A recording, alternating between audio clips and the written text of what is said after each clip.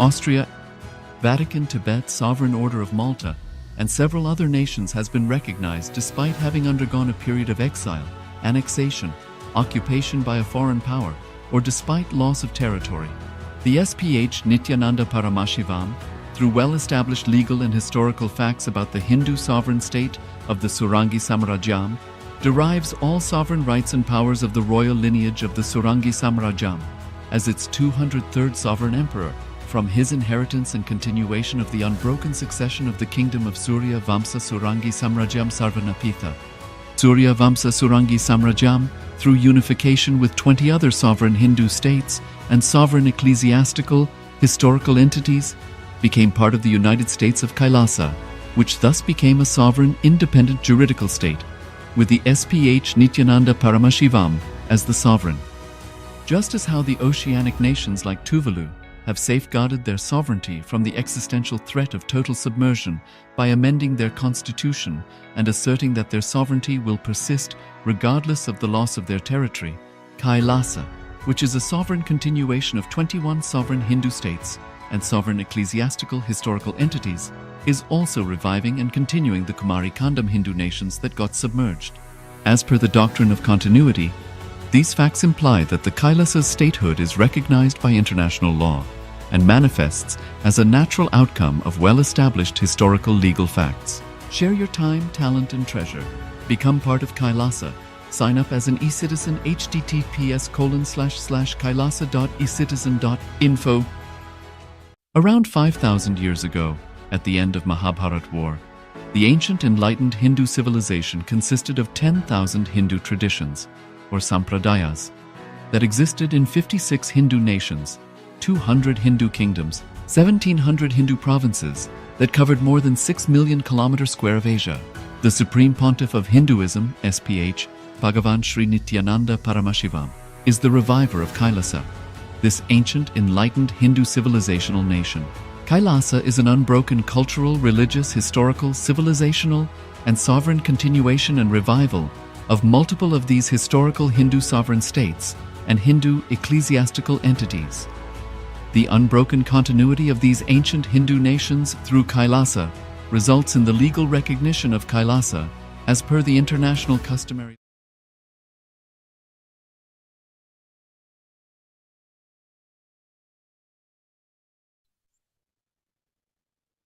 Nithyanandam, to all participants, that was a very beautiful session Swamiji spoke, right? How knowing the Panchakrityas of Paramashiva gives you Ishwaratva. Is everyone understanding this? Knowing that you are the Ishvara of Paramashiva, understanding the Panchakrityas of Paramashiva, you become Ishvara of your life. See, Paramashiva, right? See, Paramashiva is the source for this whole cosmos. Very beautifully Swamiji explained, right? How the Panchakrityas are happening in the universe.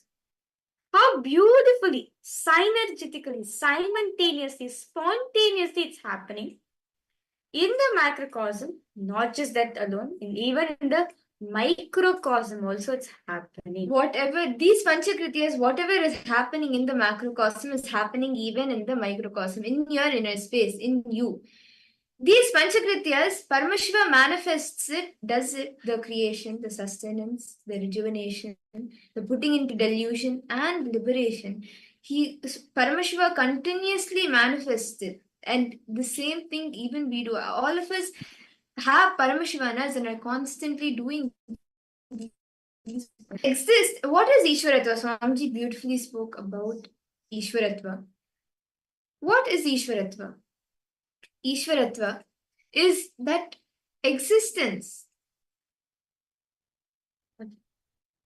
Very beautifully Swamiji shares that the existence of Ishwaratva, meaning the leadership quality, is nothing but the decision to own up to the principles of creation, sustenance, rejuvenation, delusion, and liberation in our existence, in your existence. Whatever is happening in the cosmos, see, whatever these Panchakrityas happening in the cosmos is happening in you.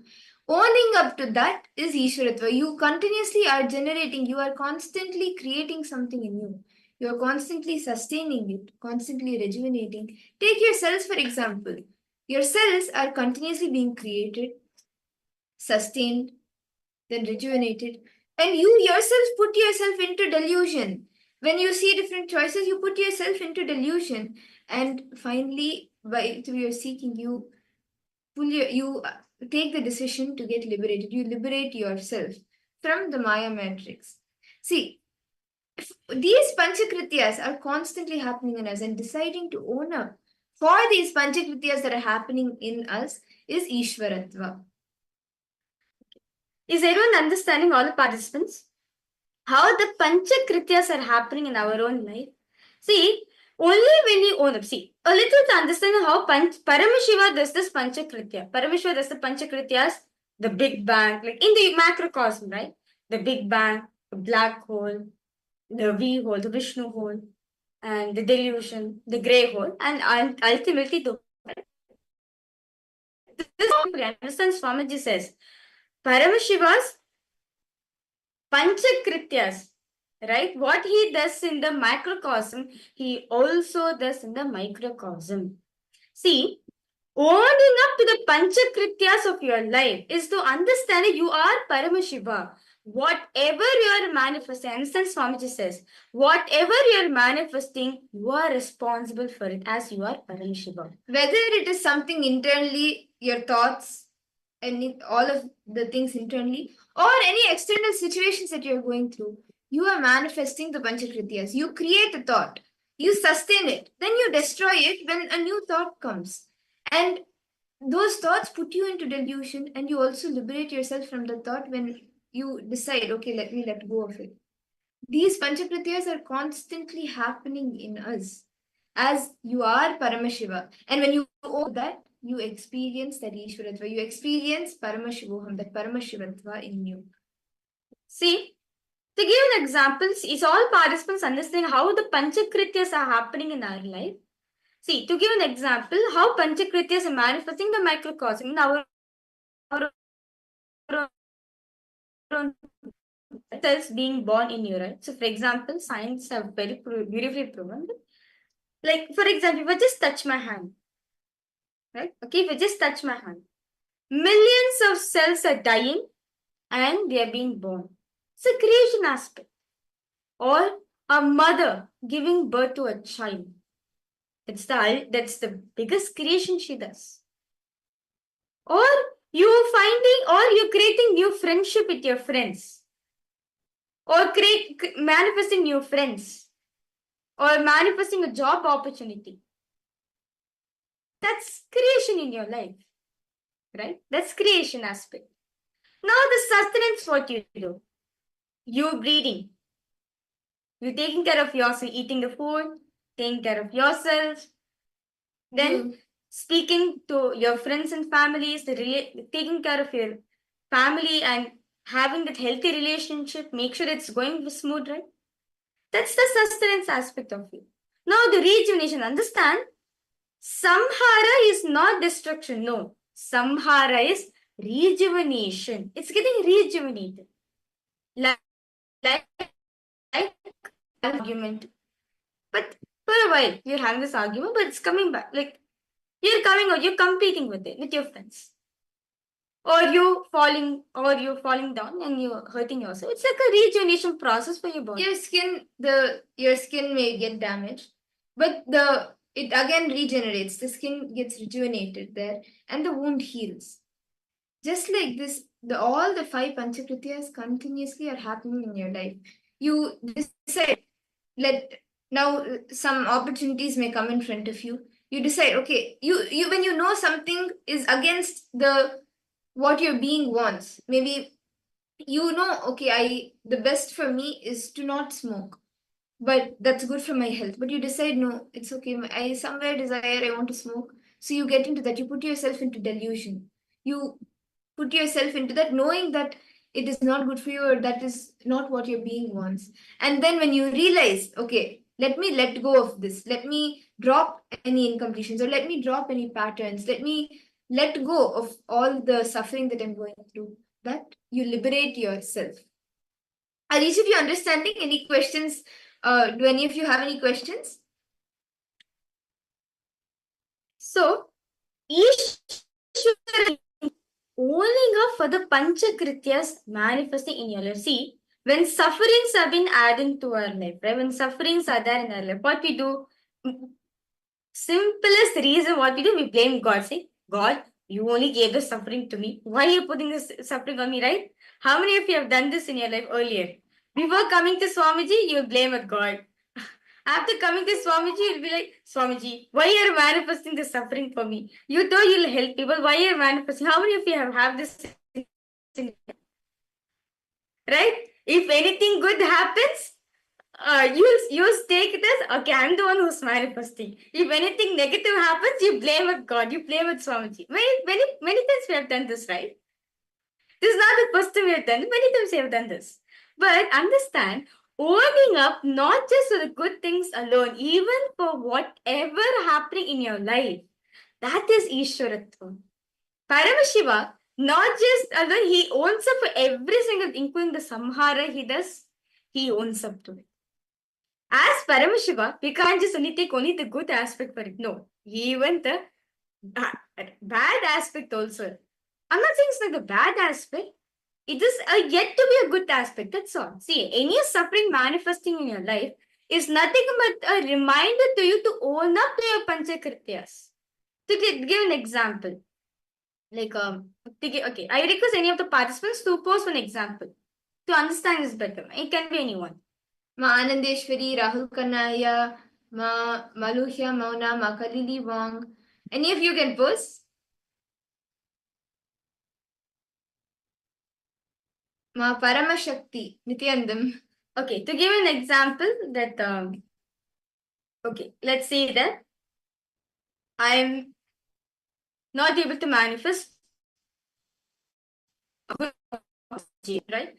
All of us want to manifest JP Nari, right? So that's one of the biggest things we all of us want to a desire which we want to manifest. Now, what is happening in you? You're not able to manifest a good job for yourself. You're not able to manifest that much amount of income where you can even make an initial payment for it. But understand, even this is also your manifestation. First and all participants need to understand, if you just own up to the Panchakrityas, if you just own up to all the things happening in your life, always there'll be a solution. Can I request all participants now? Let us do this simple, very beautiful exercise form just given. Analyze how many of your principles are in the right hand towards your manifestation. How do you actually experience the principle of creation, the Shrishti, in your life? And what are all the common delusions that you are encountering? And how have they impacted you? How each of these are happening in your life? Can I request all of the participants to please spend on? Let us analyze whether all the things which are manifesting in our life, all the principles which are manifesting, right, are they manifesting in the right direction for you or not? Just analyze this.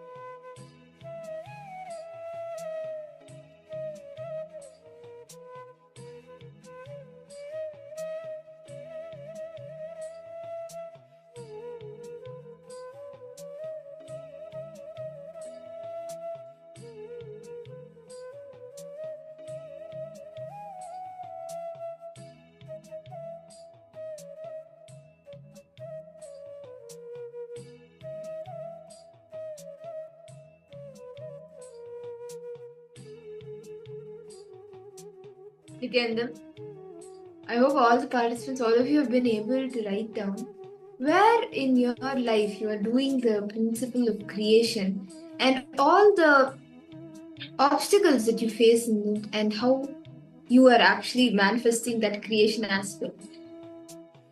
Can I request all the participants to post if you have any questions or doubts and what you have been able to internalize and analyze so far? Quixin Vengaya, Rahul Kanaya, Ma Irene, Ma Teresa, Nithyanandam, Ma Jnanapradayini, Ma Anand Reshful, Ma Basti, Ma Lita, Ma Sophia, Nithyanandam. Okay. Ma Shobana Saxena, you could also post, Ma. Okay. So, it's all participants. I request all participants to post if any questions, any doubts you have. Do feel free to post in the chat section. Ma Sophia Yinzi, Nithyanandam to you. Okay. So, in this session, right, all of us did the Panchakrityas. Like all of us analyzed whether the principle, meaning whatever we are manifesting in our life, is it according to the right direction?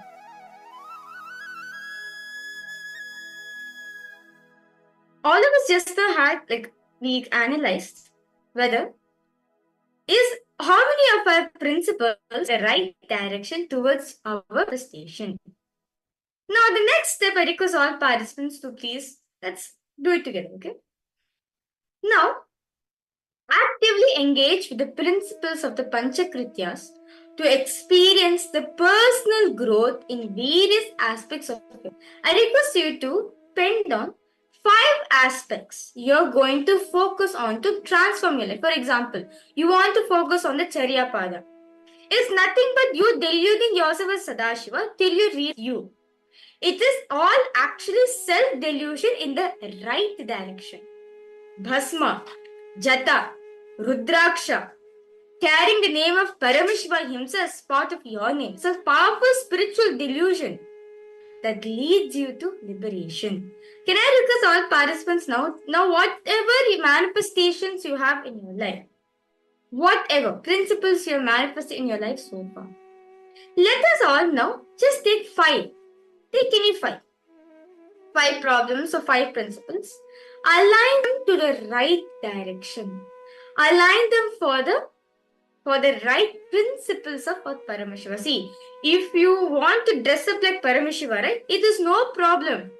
It is a spiritual delusion. It's the best delusion you can have because it is going to liberate you. But if you want to dress up by somebody else, like the models, the actors or actresses, you're only deluding yourself more. You're not going to get liberated. So everyone understand? Can I request all participants to please post which are the 5 principles which you want to align in your life? Which are the 5 manifestation? Which are the 5 aspects you want to manifest in your life? Let's start with that. Okay? I request all of you to post. Choose 5. Any 5 principles which you want to align. It can be anything. Like for example, I want to wake up for morning yoga, but I'm not able to. It's a principle for you, right? It's not aligned in the right direction. Let's sit together, let's align it.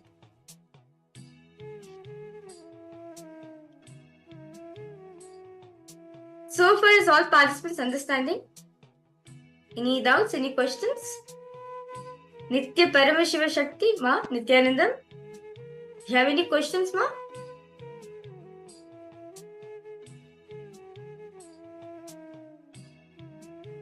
Yes, okay. So, shall we all start?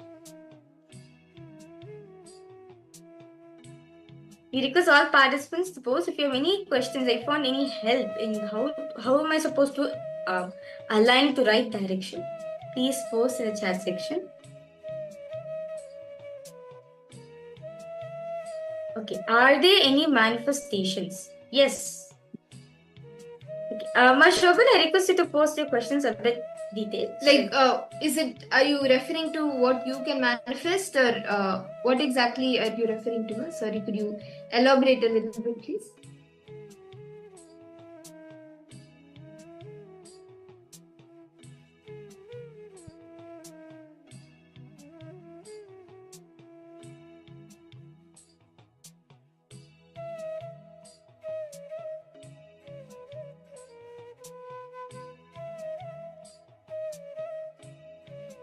You see, there's so many things which happens in our life, right? There's so many principles that are manifesting in our life that is not which is not aligned to our the right directions or the principles of Panchakrityas. This time we align them. See, only when you own up to it. Ma Shobana, I request you to give an example. If you can give an example so you can understand it better.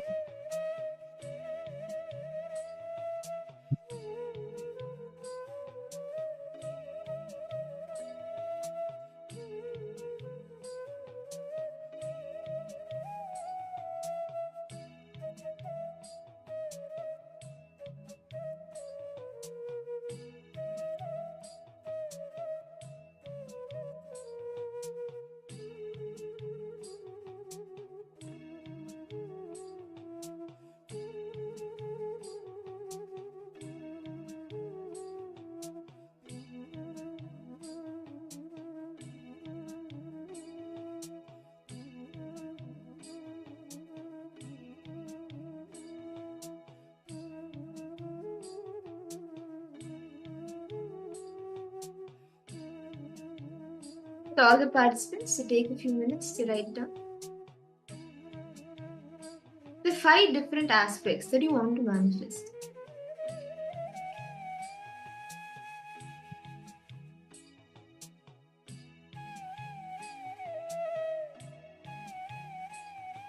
Okay. Rahul Kanaya, it's fine. If you can, if you like to, you can post it here. If you're comfortable, and even if you can post private, read it out loud, then you can be rest assured. If it's in private chat, we will not be reading it out loud.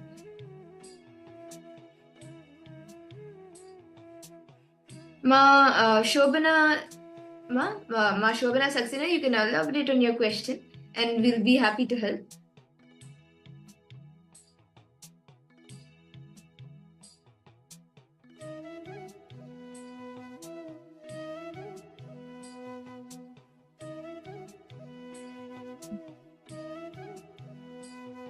Just by aligning, just by deciding to align all your manifestations, that itself will make you manifest Ishwaratva. See, understand Ishwaratva is nothing but what? Owning up for the Panchakrityas that are happening in your life. Just by bringing awareness into all these fields, you are going to manifest whatever you want. Just like, see, Paramashiva, he manifests anything he wants, right? He just says, not just saying. If he thinks, he immediately manifests it. Same way, if you own up to the Panchakrityas of our life, you will experience leadership in your life. Leadership quality is not the status, it is the owning up, understanding that you are Paramashiva and you are owning up to all the manifestations that are happening in you.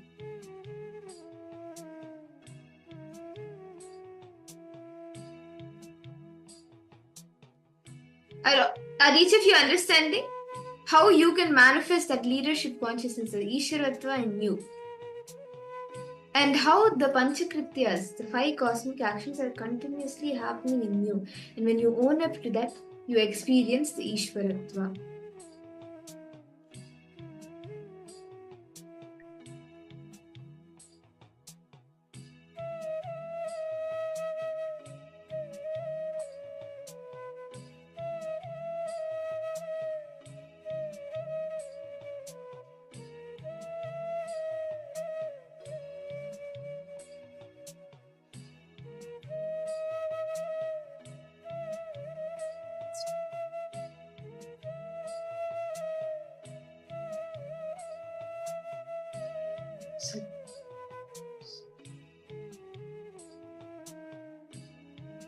I hope all of you have been able to complete writing this.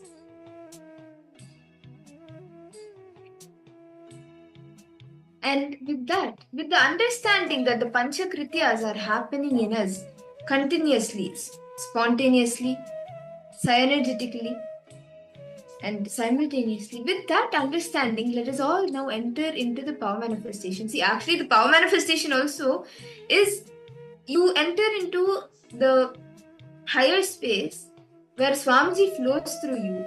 And during this time, also the Panchakrityas, Paramashiva is manifesting in you. You are creating that space of oneness. You are actually manifesting that power. So let us all do another exciting round of breath. Rahul Kanaya, I think you may be excited as in the last round you were getting it quite close. And this round also will be manifesting the power of breath, but a little bit different. What we will be doing is we will be giving all of you a name of a painting, a name of a art, and you with the name you will just be dropping the name into your inner space, and you will be asking Swamiji, what is this art? Like, what is the details of this art? Is if it's a painting, what is the painting? What colors are there? All the details about this, who is the artist, you can start scanning and see. So I request all the participants to please sit straight, chant the Mahavakya. And we will be projecting a name of an art. It's called Pleasing. The name of his art is Pleasing. And you can now chant the Mahavakya intensely and start scanning. What is the details of this art?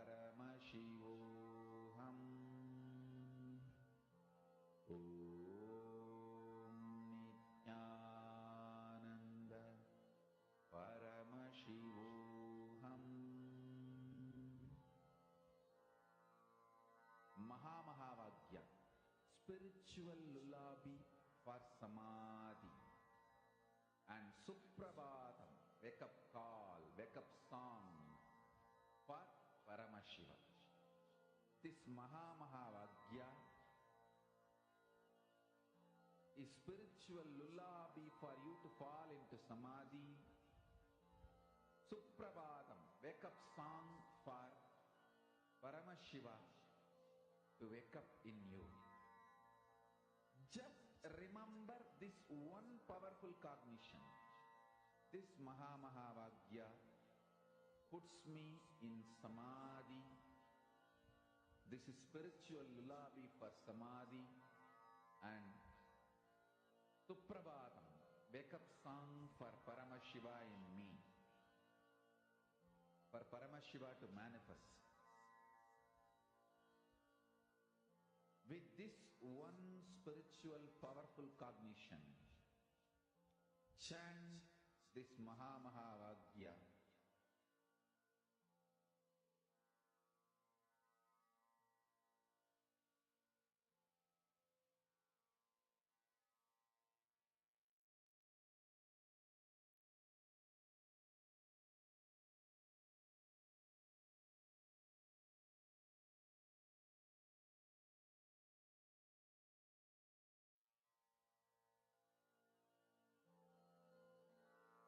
Mahavagya, spiritual lullaby for samadhi, and Suprabhatam, wake up call, wake up song for Paramashiva, for Paramashiva to manifest. With this one spiritual powerful cognition, chant this Mahavagya. Om Nithyananda Paramashivoham. Om Nithyananda Paramashivoham. Om Nithyananda Paramashivoham. Om Nithyananda Paramashivoham. Om Nithyananda Paramashivoham. Om Nithyananda Paramashivoham. Om Nithyananda Paramashivoham. Om Nithyananda Paramashivoham. Yes, Nithyanandam. Now, I request all the participants to please post in the chat what was the image of that was being projected. What was the image, or what was the art of pleasing? Can I request all the participants to post what were you able to see as the art? Who drew it? What was there in the art form? Like what was painted? Can I request all the participants to post whatever you saw, whatever Swamiji revealed to you? Ma Irene, Ma Lita, Ma Virupaksha, Nithyanandam, Ma Tanya Devane, Ma Basti, Rahul Kannaya, Ma Margarita, Ma Priyatmas, Ma Gabriel, Ma Shuldini Durga, Ma Kalili Wong.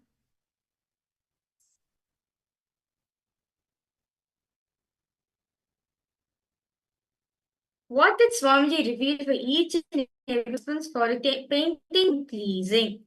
And I request all of you to post. Yes, Ma Shuldini Durga, Nithyananda.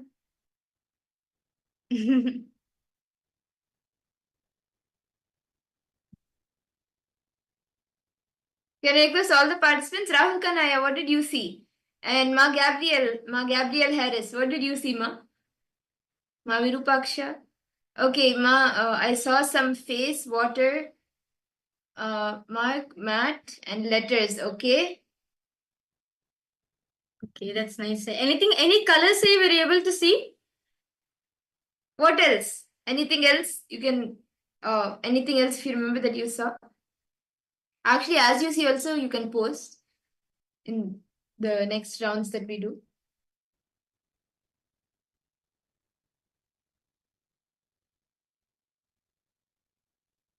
Okay, glaciers, brown, white, and a house. Okay. Who else? Ma Virupaksha, did you see anything? What did you see, Ma? Ma Irene Lemos, Maldita. Okay, Rahul Kanaya has posted white, blue, grey, and red. Okay. Okay, that's nice. So, should we all see the answer now of what was the art pleasing? Okay, so this is actually a famous painting done by Raja Rama, and pleasing is a painting produced by him. In this painting, the artist depicts Draupadi, who was the wife of the Pandavas, bewailing her lord to carry milk and honey to the court of Kichaka. This painting can be viewed at Sri Jayachama Rajendra Art Gallery, which is in Jagan Mohan Palace in Mysore, Karnataka. So, Rahul Kanaya, that's nice. You're able to see your face. Yes. And even let's verify all the participants' answer. Yes, you saw red, and even Ma Gabriel. Okay, Ma Gabriel put the word pleasing, but I had to sign away. Okay. So even Ma brown white. Yes, that's white. Very true, Ma. Female face, and I saw female face. Wow. Yeah, I should have said this fully. You should have said this earlier. That's why you should not guess or bring your mind in. Whatever you see, you should say that without filtering anything. It's okay. Next time, whatever you see without filtering, just share that. And I think maybe if you actually manifest this power 21 times a year, you will actually have a breakthrough, like the breath, length and breath power. So that was a very beautiful power. Rahul Kanaya, I just want to ask you a question. Like, are you like a creative person or something like in your small or even now, like, do you like to do some kind of designing or some art related thing? Yeah? Because actually, usually even in these fields.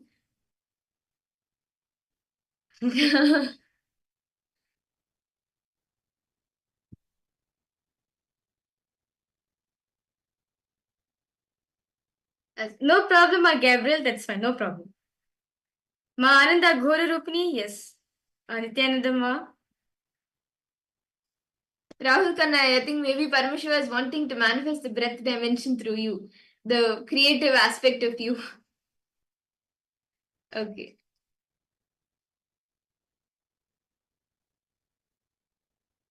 Okay. So the next session is actually going to be a very is going to be speaking about. This is actually going the initiation. Oh, okay. Rahul Kanaya has posted. Yes. So the next session is actually going to be initiation, which all of us are going to be receiving today. As in this session, we learned, right, the Ishwaratva.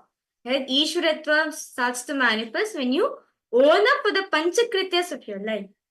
Now, Swamiji says, owning up to the Panchakritya makes us Ishvara and experience Tatatha, easeness. What is easeness? Easeness is the space in which you're established in. It's actually a very beautiful session. So let's now enter into this beautiful session.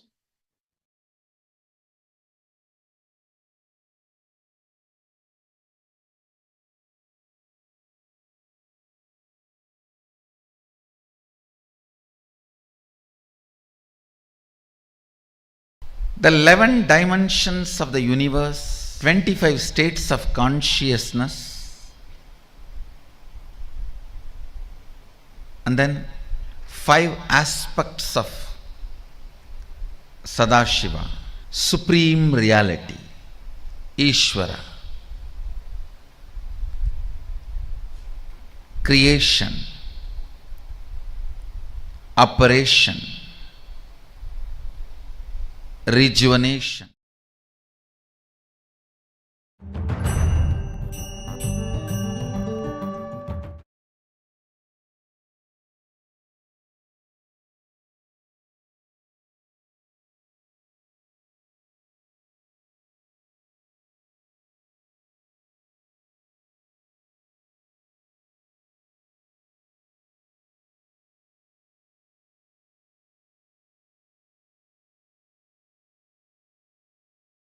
Now I'll explain to you from my experience my 4 images.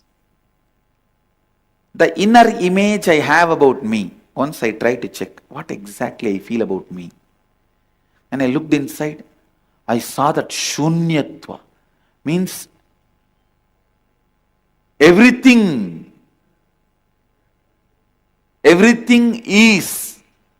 That isness is what I feel as me. Listen.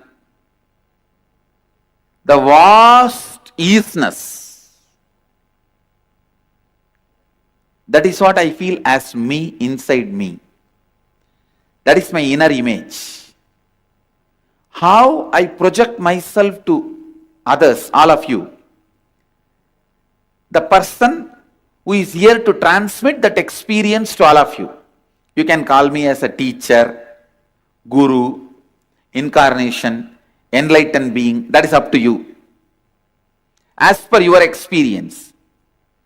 If you experience my teachings, you can consider as teacher.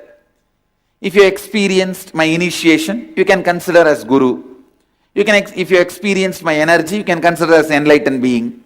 If you experienced my miracle powers in your life, you can consider as incarnation. It's up to you.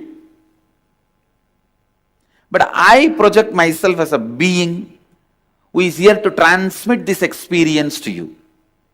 This isness, vastness, we can call as Atma, Paramatma, soul, consciousness, God, whatever word you want to use. This is my outer image. How others perceive me. Some people perceive me as teacher.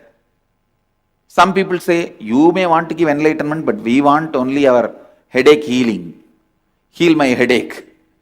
Solve my problem between me and my spouse. Heal my son. Give me wealth. Understand? Anything you ask within the purview of the energy of enlightenment. Even though I have not told directly that I will give you. See, I declare, I am here to give you that enlightenment, that isness experience.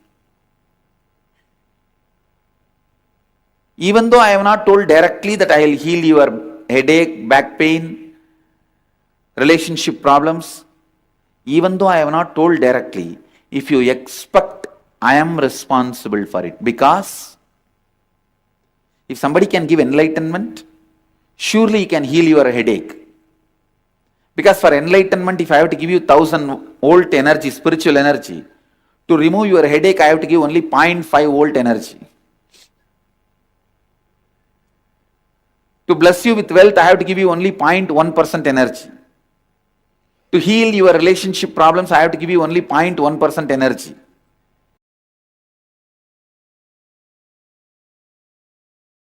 Listen.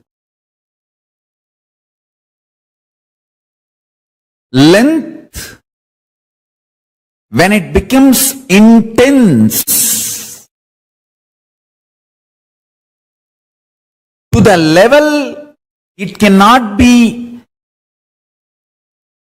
experienced just as a length, it jumps into the dimension of breadth. If you keep line, infinite number of lines, then it cannot be measured, understood just by one length. It, by its very reproduction, understand? reproduction is survival need.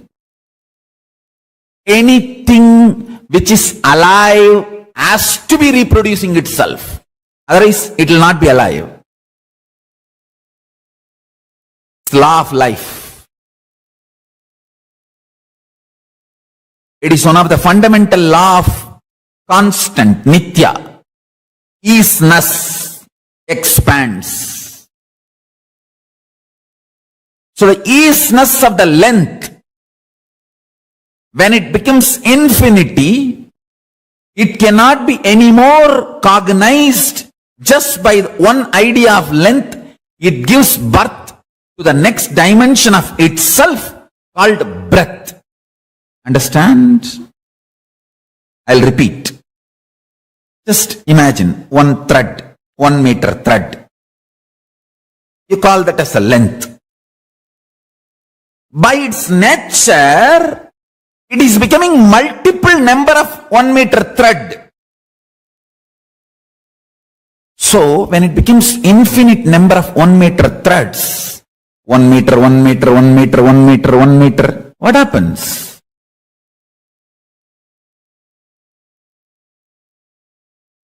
It cannot be measured, cognized, understood anymore by this one dimension called length.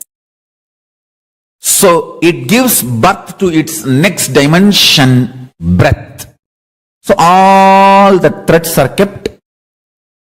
So now length and breadth is formed. Now, because of its very nature of existence as a survival need, the length and breadth, both of them are continuously giving birth, multiplying. Understand? Even if you are a sannyasi, only when you reproduce more sannyasis, means making more people sannyasis, you are living sannyas life. Otherwise you are not sannyasi. Be very clear. Anything by its survival easiness has to reproduce and expand. If you are a man, you are going to reproduce another human being. If you are sannyasi, naturally you will be producing the consciousness of sannyas in so many people's life, and so many will becoming sannyasi. How many become sannyasis is the proof of your integrity to sannyas. Understand? This is law of life. Success for a normal grihastha is what he achieves. For a sannyasi, success is what he inspires others to achieve. So, only if you are intensely making more people sannyasis, you are really in the easiness of sannyas. Otherwise, maybe you will be sannyas, not is sannyasi. The easiness multiplies by its existence. So the length by its easiness multiplies. When the multiplication breaks a point, it gives birth to the next dimension, length and breadth. Then these two go on multiplying. They give birth to the third dimension, means tons and billions of 1 meter thread kept. So length gives birth to breadth, and length and breadth multiplying gives birth to depth. Understand this example? This is the way the dimensions manifest and gives birth to the next dimension. Length gives birth to breadth. Length and breadth together give birth to depth. And length, depth together give birth to time. That is why I am saying time is not linear. There is no past, present, future. There is only time. What you perceive now as your experience, like you are inhaling and exhaling, you call as present. What you can recollect from your stored memory, you call as past. What you expect or hope inside your head, you call as future. Understand? That is why I am saying 99% of us live 99% of our life inside our head. So keep it worthy to live. No shit inside the head. No shit in the stomach and no shit in the head.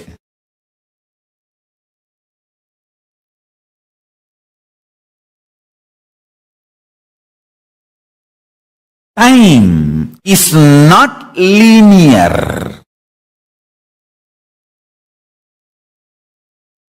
Time is not linear and time does not move. The measuring scales should not be equated to content.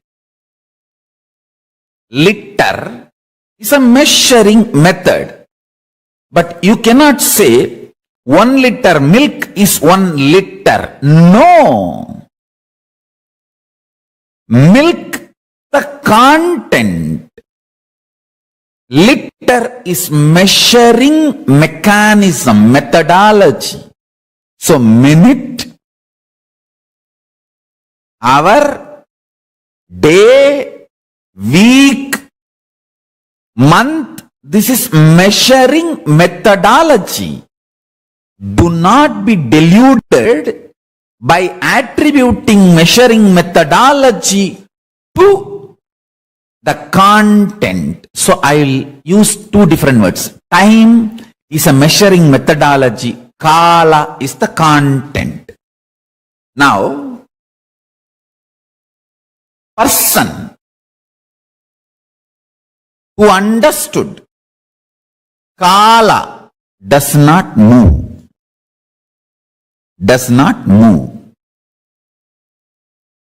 No past Kala, no present Kala, no future Kala. Kala, that's all. The measurements used to measure time, like how we have measurements, meter, liter, kilogram. How the different measuring methods are there, same way, second, minute, hour, day, week, month, year. All this are just measuring methods. Listen. Measuring methods should not be misunderstood as the content itself. Content, time does not move. If you see in the screen now, it shows as if I am moving. But I am not moving. Just the backdrop is moved front and back. Same way, for the sake of measuring, we created unit of time. Second, hour, day, week, month, year. Based on that, you call something as a past, present, future. Based on that, you come to a deluded idea, time is moving. No. No. There are some understanding all of us have. It should be called as the social understandings or social law or law of the country. How much a social law is true only for that society, law of the land, the country is only true for that country. Same way, I should say, there are something universally human beings, all human beings accept. Maybe to that level, time idea can be accepted. Like a second, minute, hour, day. This is accepted the whole globe by all human beings. So you can use this to understand about time, but don't be deluded. Time is actually linear and moving. No. Understand? Collective human understandings are not cosmic reality. So, Kala is the purer version of isness. I-S. Isness. Purer version of isness. See, these dimensions, length, breadth, depth, time, space. Next to space is Nithya. Nithya is the sixth dimension. Then after that, Nadakala, Bindukala, all the other, totally 11 dimensions. The 11th is the Paramashiva Swarupa, Paramashiva, Paramashivatva, Paramashiva, ultimate. The sixth dimension, Nithya, is isness. That isness's purest, almost 90% isness is space. I should say 80% isness is Kala, time. Alright, time is a poor word, but anyhow, I am using it. Kala. Not the unit of time, time. So be very clear. The whole humanity knows only unit of time, but not time itself. You may know the liter, but not about the milk. Don't misunderstand the measuring unit into measured content. The delusion of thinking, the measured content in the language of measuring unit led to the confusion that time is linear and it has past, present, future. Forget about it. Time is.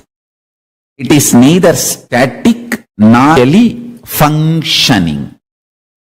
Life is not alive just inside your body, in your every action, in your every decision, and its impact on the others' world. That is why when you can impact more people, you feel more alive. Listen.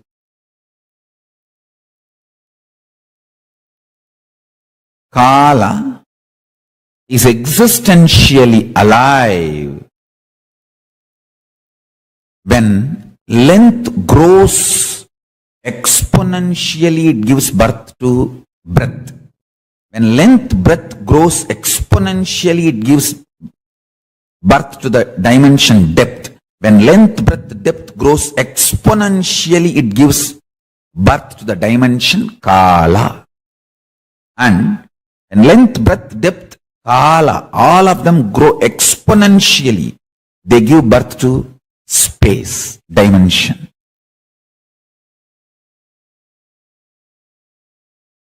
Quality of the isness is Ananda, and the quality of Ananda is sharing.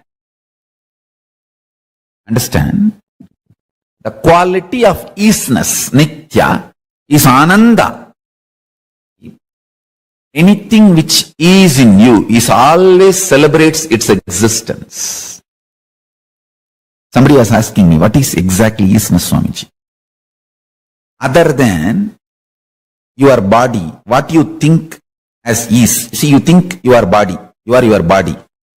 And there are something more you think you are.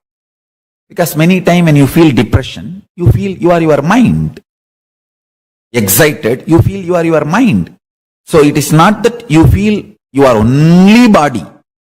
You feel many things are you other than your body. Whatever you think as you, that is called your isness. And that isness in its core is excitement, bliss, and anything which is and which is bliss expands its existence.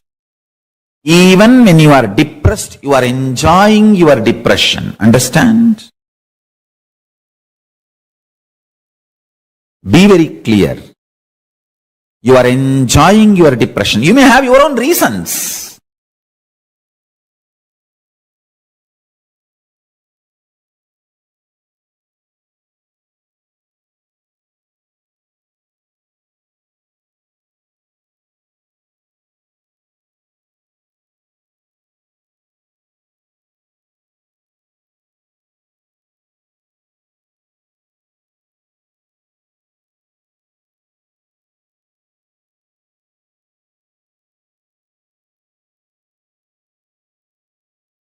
Listen to this one truth.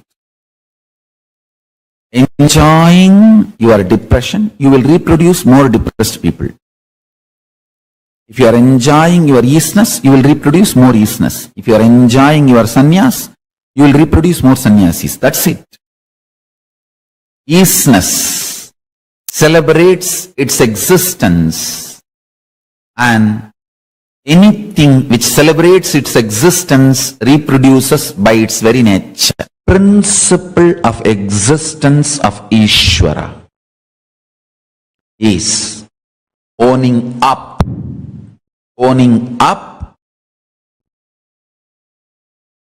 for the creation principle you created, sustenance principle you created, destruction principle you created, delusion principle you created, liberation principle you created. Just see your life.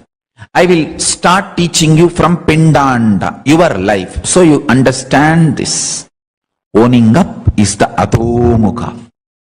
Sixth phase means the unmanifest phase of Paramashiva. Understand? First, understand what you created.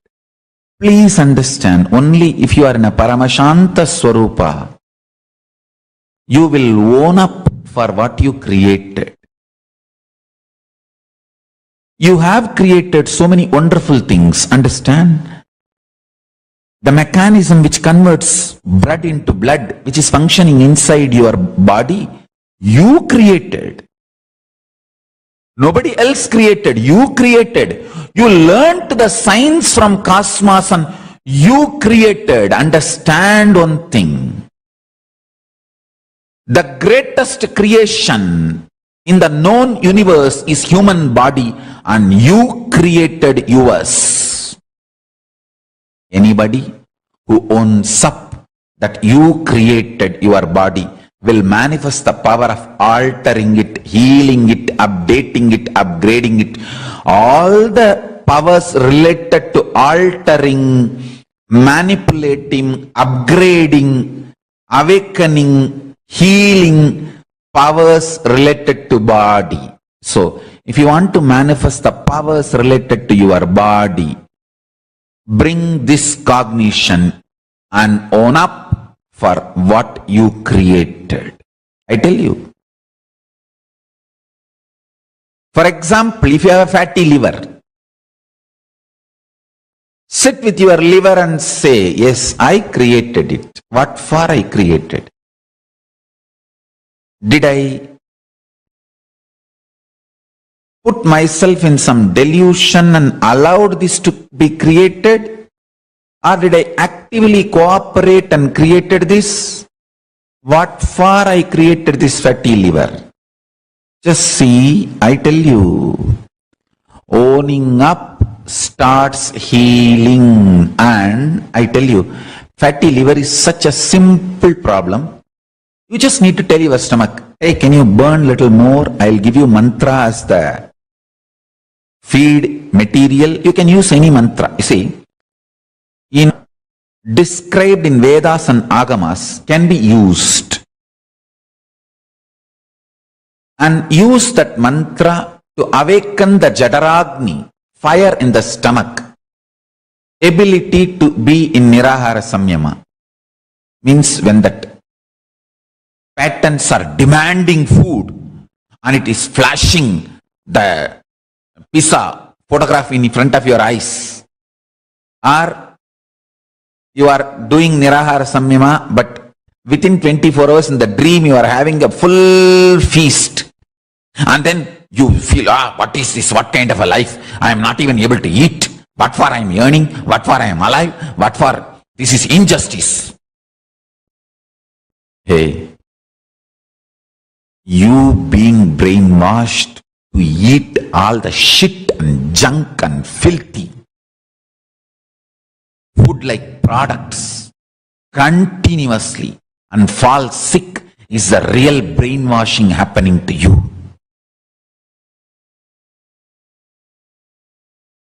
Nirahara is not brainwashing you, it is stomach washing you, detoxing you. I am only asking, go for healthy juicing for few days.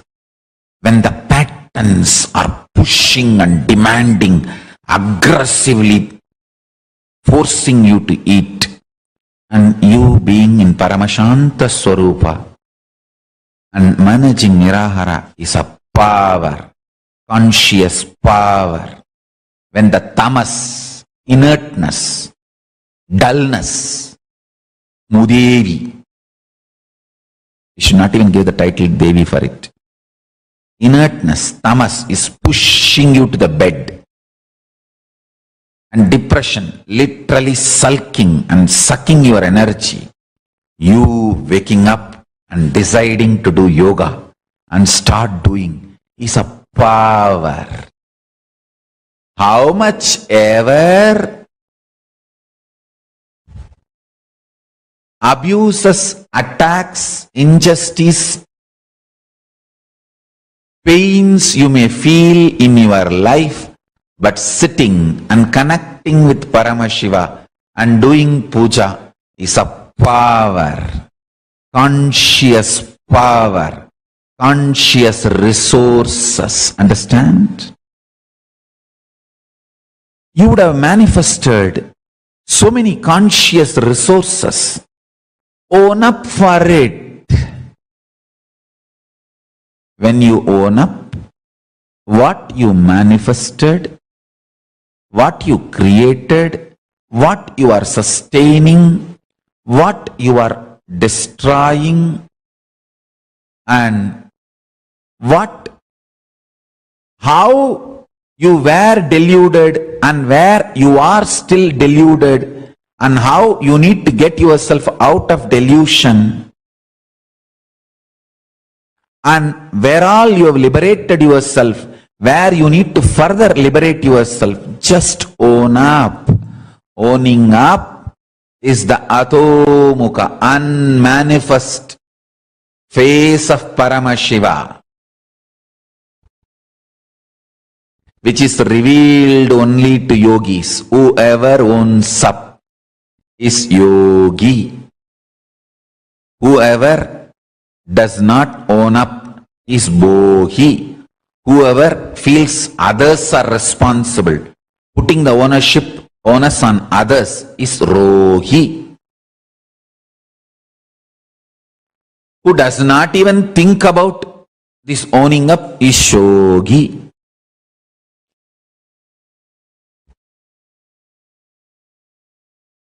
When you own up,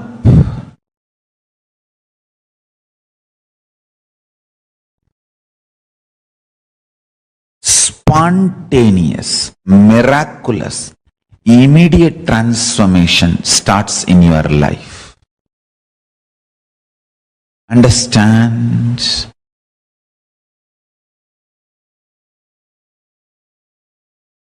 If you are tired, bored, feeling overloaded, overwhelmed, own up that. Own up that. Own up. Owning up is the secret of Ishwaratva.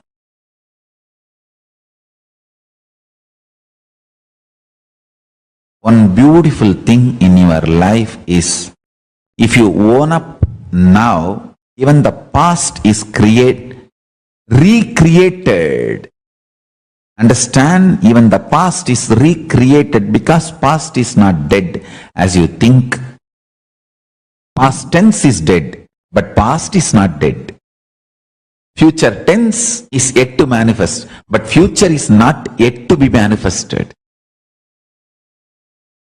Future is as much as happened as past. Past is as much as yet to happen as future. Future tense is will be. Past tense was. But past was not was. Past is. Future tense is will be. Future itself is not will be. Future is. Past, present, future is. Past tense was.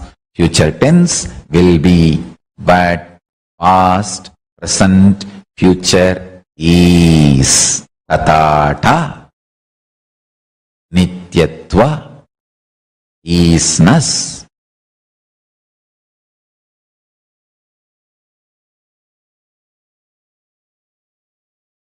Paramashiva-jnana, the ultimate revelation,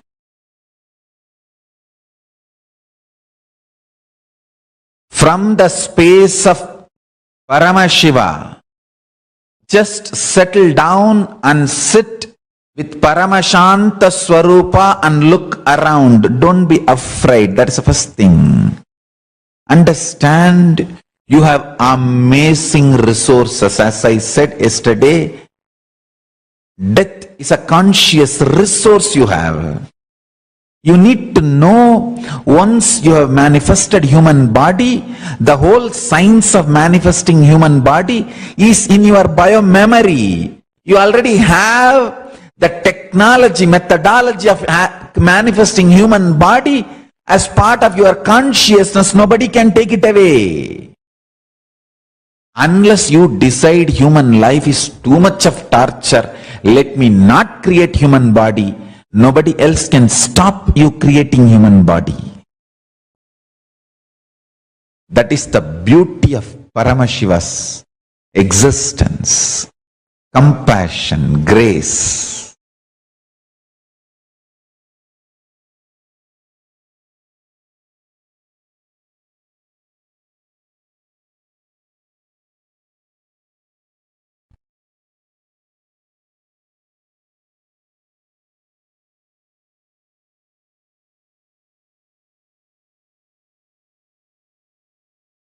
Owning up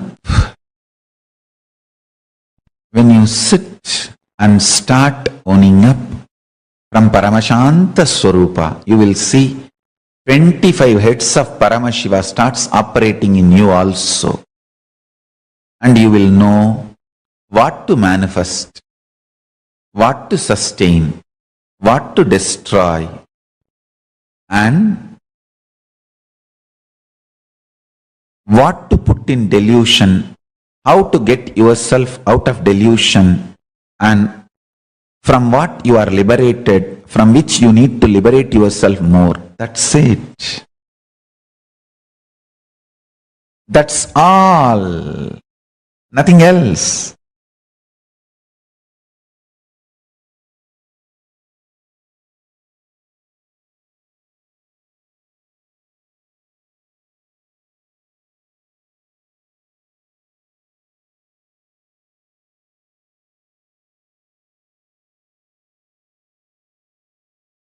This owning up is the sixth phase of Paramashiva. Unmanifest, avyakta, adhomukha, ajomukha, antimatter. All those words show the owning up phase of Paramashiva. When you own up, you are Ishvara.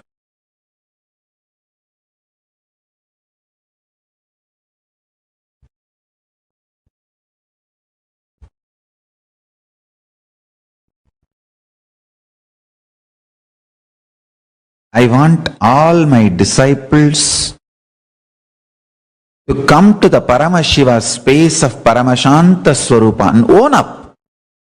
Yes, what we manifested, what we are sustaining, what are we destroying or rejuvenating, what is the components where we put ourselves in delusion and where all we need to pull ourselves out of delusion, what all we already achieved liberation, where all we need to achieve liberation. Tatpurusha Ishana Satyojata Vamadeva Agora.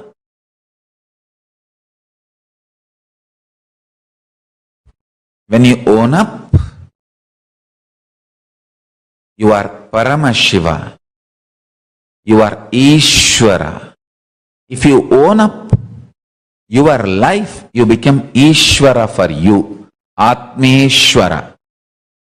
If you own up a group of people, their lives, own up for them, you become Kulapati. If you own up for a mandala, zone, for their life, you become Mandaleshwara. If you own up responsibility for a Mahamandala, you become Mahamandaleshwara.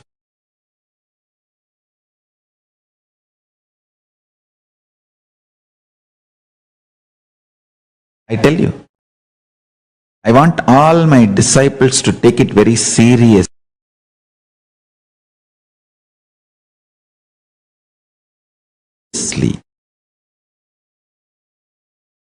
All my sannyasi disciples, take this as spiritual lesson. Gurukul Balasans, take this as a spiritual lesson. Today, you will all become Atmeshwara for yourself. Yes. These are all the places I manifested as Swamiji wanted. These are all the places I did not manifest as Swamiji wanted. These are all the places I sustained myself as Swamiji wanted. These are all the places I did not sustain myself as Swamiji wanted.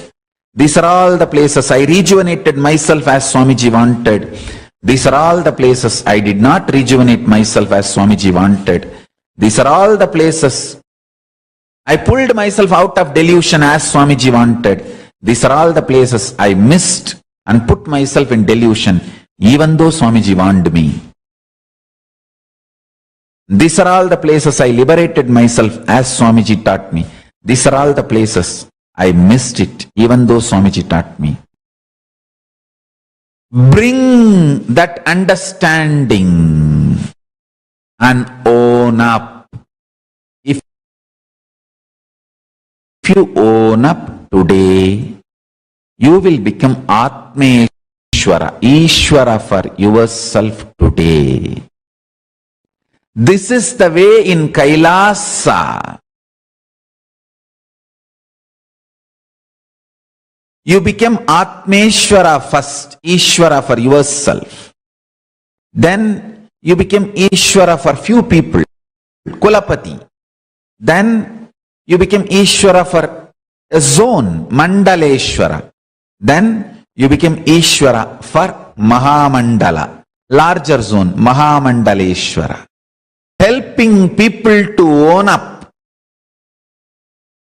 is making them become Ishvara for themselves.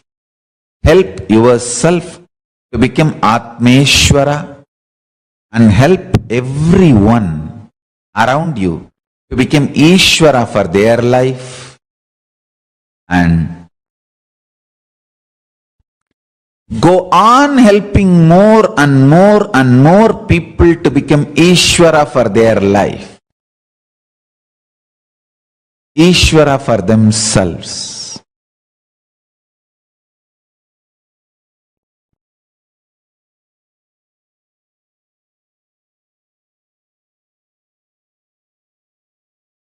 I tell you,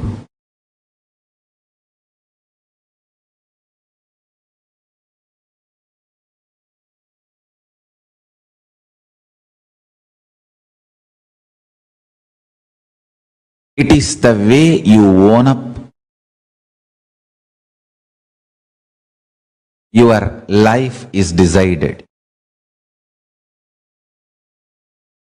Don't think whole.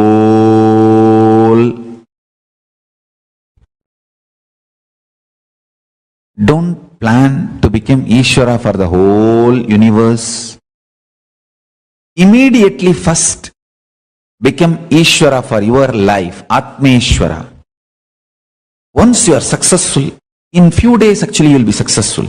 I tell you, it's not that even for your own life, you should become Ishvara 100%. No. If you just understand that knack and methodology and cognize it, that's enough. That same principle you can start applying tomorrow itself. Then you can start becoming Kulapati. Then you can start becoming Mandaleshwara. Then you can start becoming Mahamandaleshwara. But start from Atmeshwara. Don't plan to start becoming Mahamandaleshwara first. First Atmeshwara, owning up. Then step by step by step. Whoever decides to own up, become gods of KAILASA.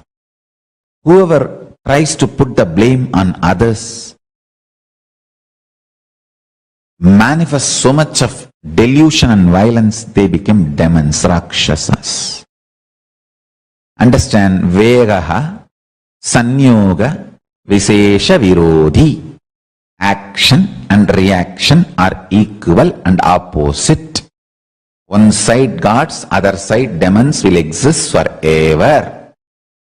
But if you sit in Paramashanta Swarupa and start owning up, you will become Ishvara beyond these two, action and reaction.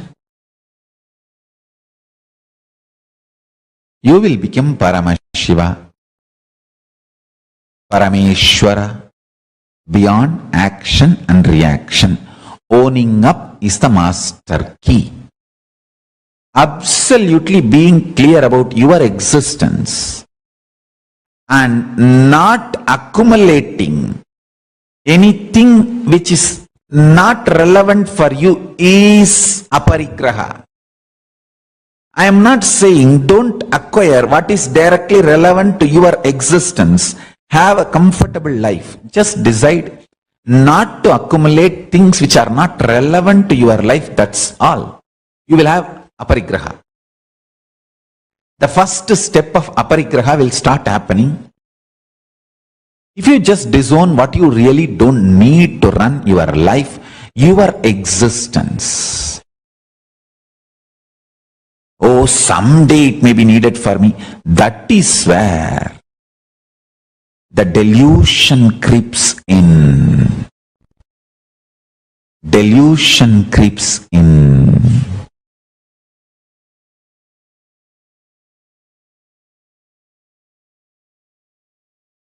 What is not needed for you, decide to disown.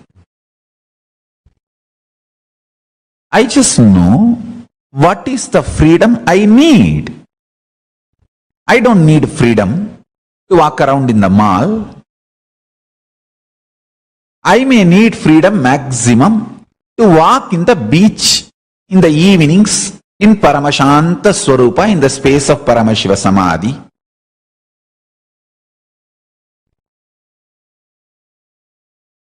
Being in the Samadhi, if it is the time when the moon will be bright, like from Dvatasi of Shukla Bhaksha to Panjami of Krishna Bhaksha, I just know what is my freedom, what is the freedom I need. So I choose my life that way, and I plan my life that way. So I feel I am absolutely liberated, free. No one can touch my freedom, my liberation. I create the liberation I wanted. I create the life I wanted. I sustain the life I wanted. I destroy the things which I don't want and rejuvenate and manifest as I wanted. I pull myself out of delusion wherever the delusion tries to be pushed on me, or wherever the delusion gets engaged or entertained, and I liberate myself more and more the way I want. So I own up. I become Ishvara for my life, and I teach everyone to become Ishvara for your own life. Understand, each of the creative aspects of life, love added to your system, leads to enlightenment, leads to liberation, leads to more and more joy, bliss. You need to know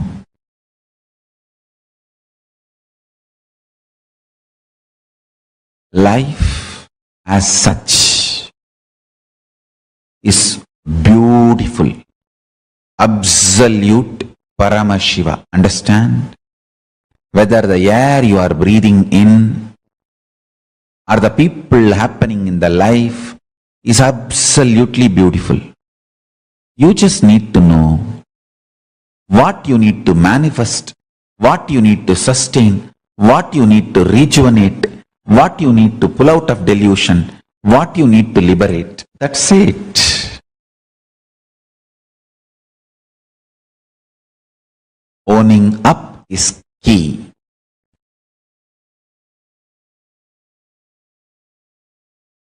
I will make this principle, truth, as a reality to all my disciples and devotees who declare their integrity to me today.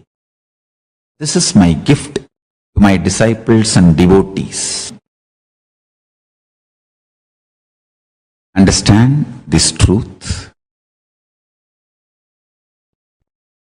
Change in your life can be drastic, and absolute. The transformation can be spontaneous and complete the moment you own up. Owning up is Ishwaratva. Just see from where you are experiencing the first person, the feeling you have about your existence. I. From where am I experiencing? It is directly Sadashiva experienced by your first person is your existence as you.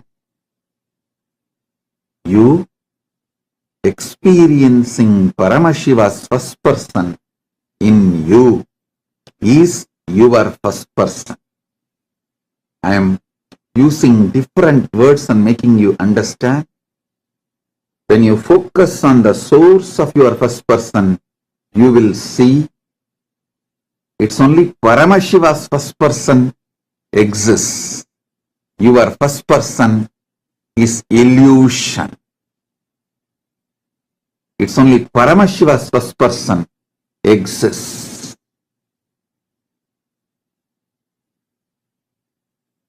Realizing only Paramashiva's first person exists, your first person is delusion, is what is mastering the delusion. Realizing Paramashiva's first person alone exists is liberation. Your first person is just a shadow of Paramashiva's first person exists in you. Now, sit and focus on Paramashiva's first person who is residing inside your first person.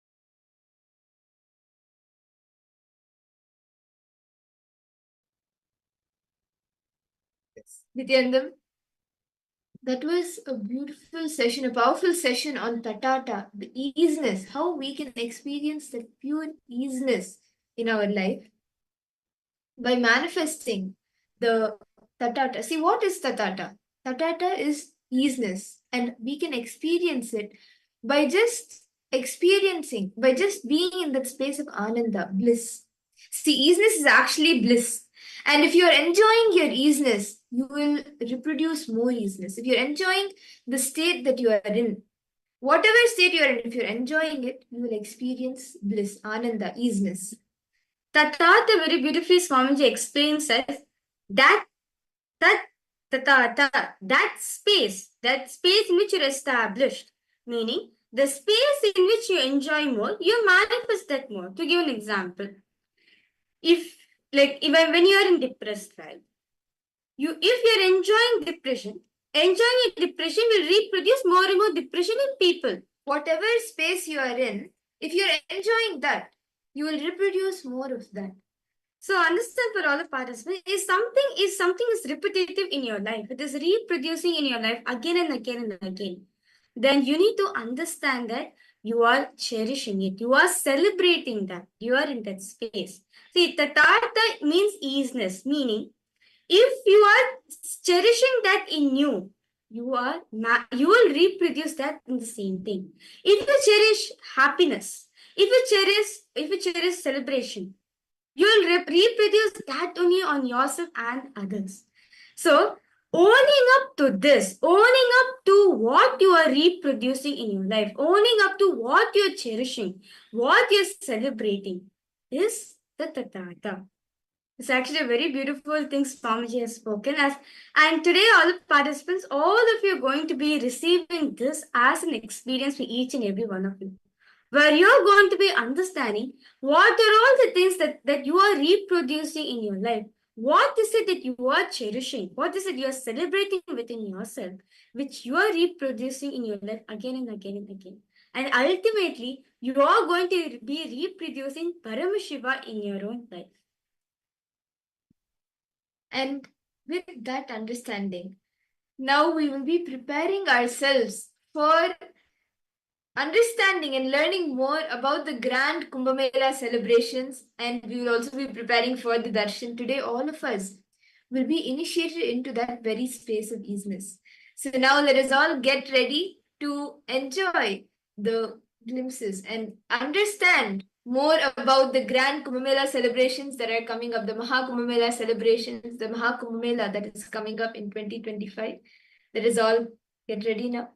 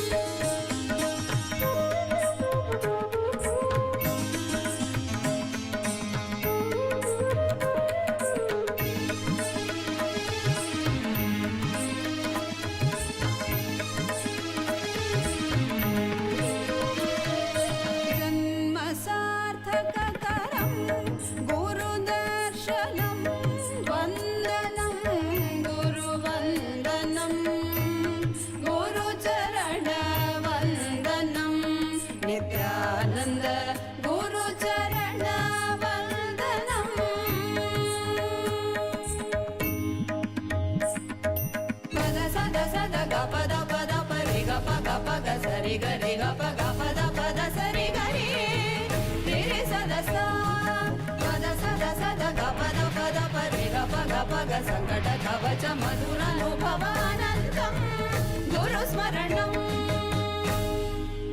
nityananda rupam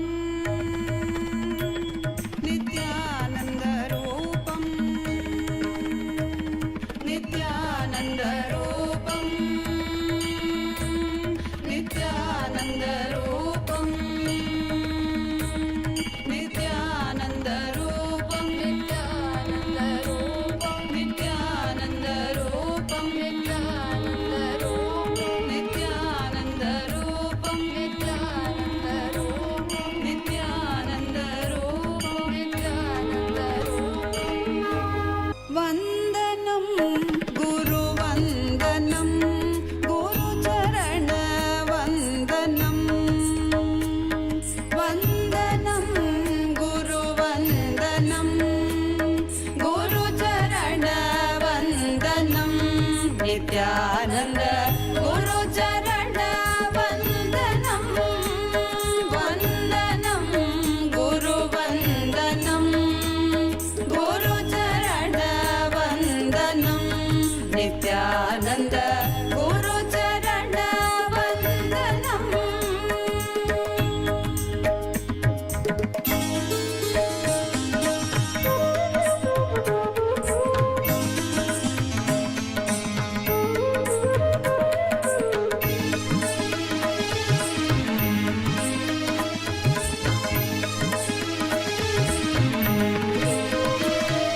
జన్మ సార్థకకరం గురుదర్శనం వందనం గురు వందనం గురు చరణ వందనం నిత్యానంద గురు చరణ వందనం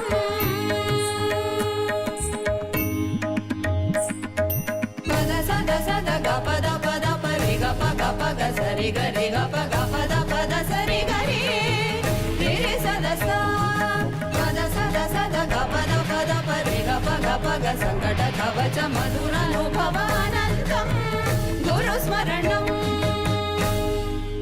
నిత్యానంద రూపం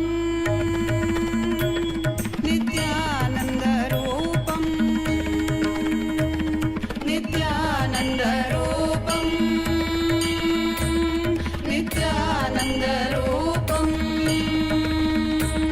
నిత్యానంద రూపం నిత్యానంద రూపం నిత్యానంద రూపం నిత్యానంద రూపం నిత్యానంద రూపం నిత్యానంద రూపం నిత్యానంద రూపం నిత్యానంద రూపం వందనం గురు వందనం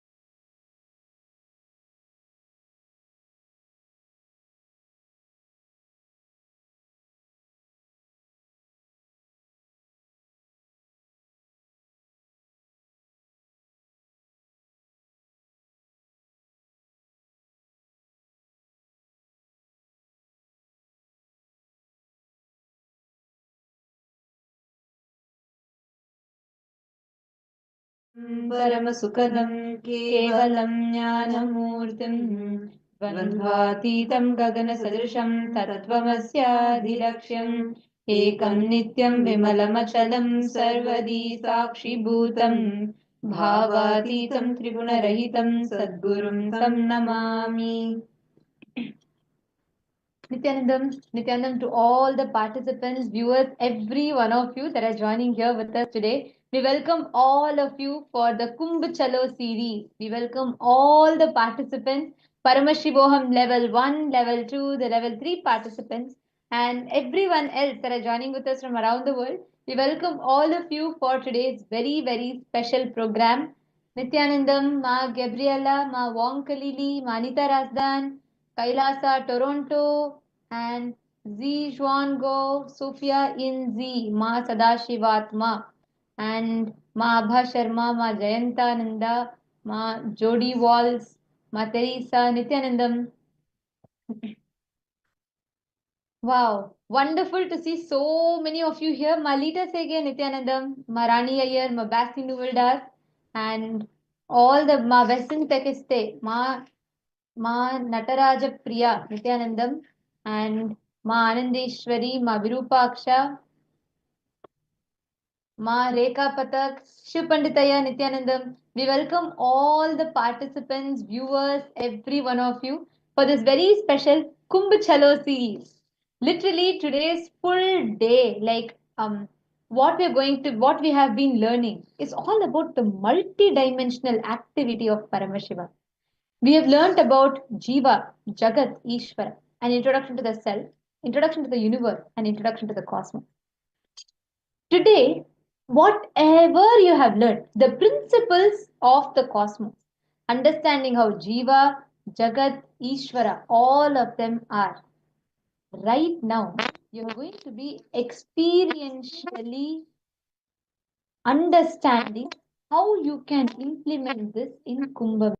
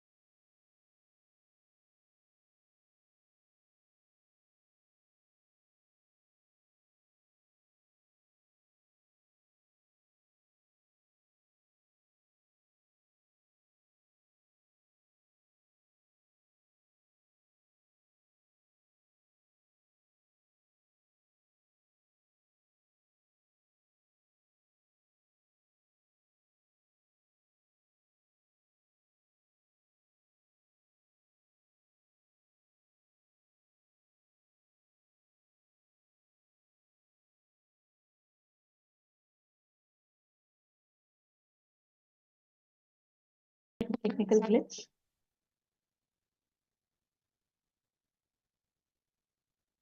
Today, in Kumbh Mela, what all of us are going to be, we're going to be understanding, learning the significance of what Kumbh Mela is.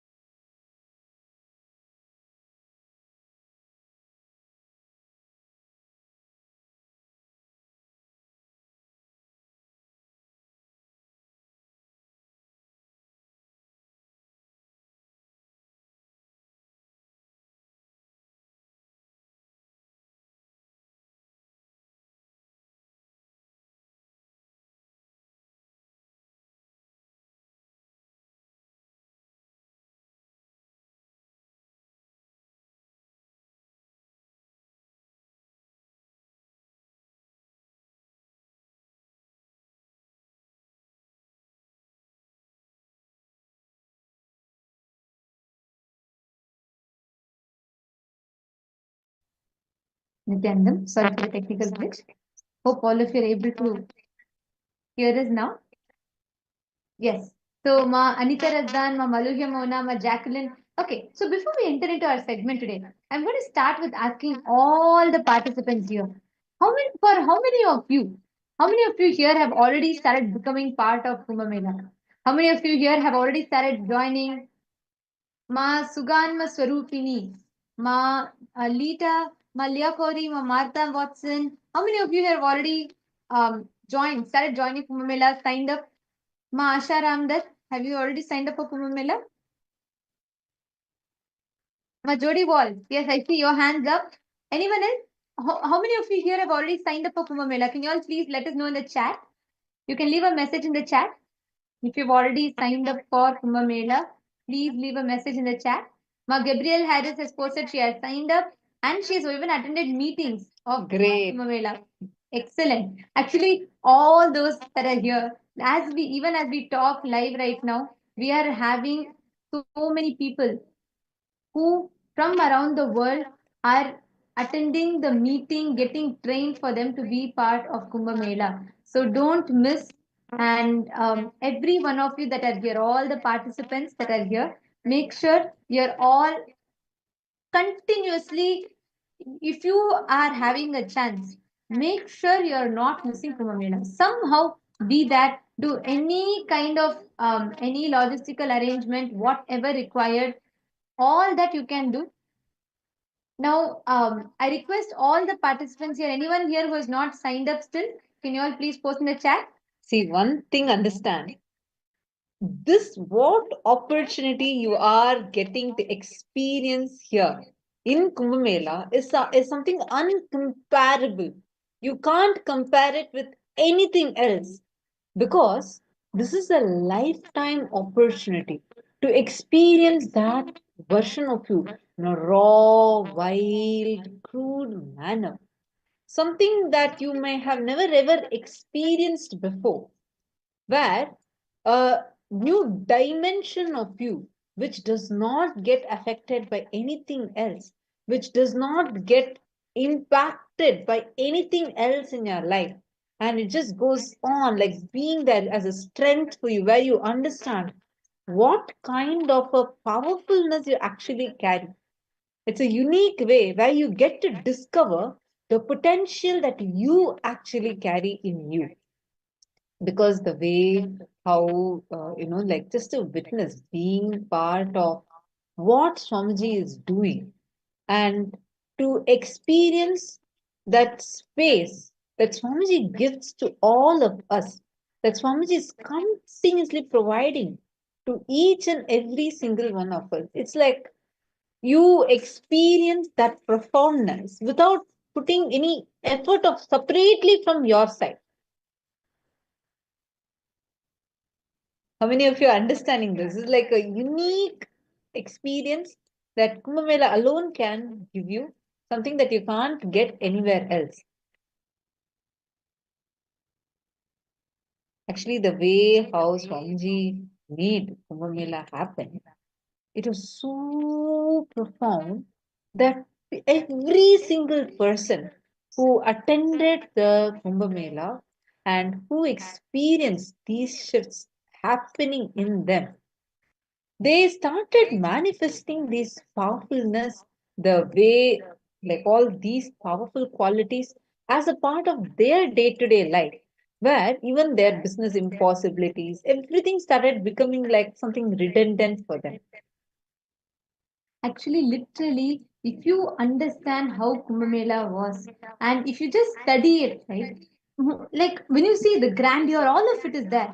But one of the most important perspective is just understanding about how this Kumbh Mela happened, like the way how it unfolded. You will understand how you can awaken your a unique dimension of you. You will be able to see, experience, and understand it. So do not miss any one of you here. Any reason it might be you have some logistical issue, you might have any issues.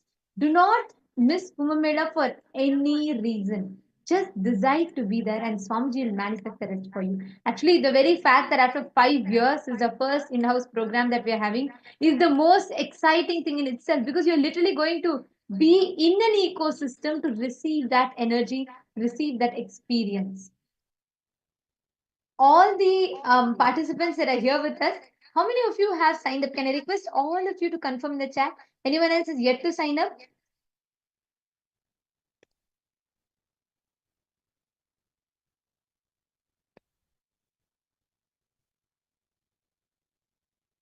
Great. I'm seeing so many people are so excited. Actually, you all should know this time for Kumbh Mela, you know what is the most special thing? First, the fact that we are hosting it in India and in LA, which has happened multiple times. This is not the first time. Swamiji has hosted it multiple. Swamiji was the first ever person to host Kumbh Mela internationally in an international country.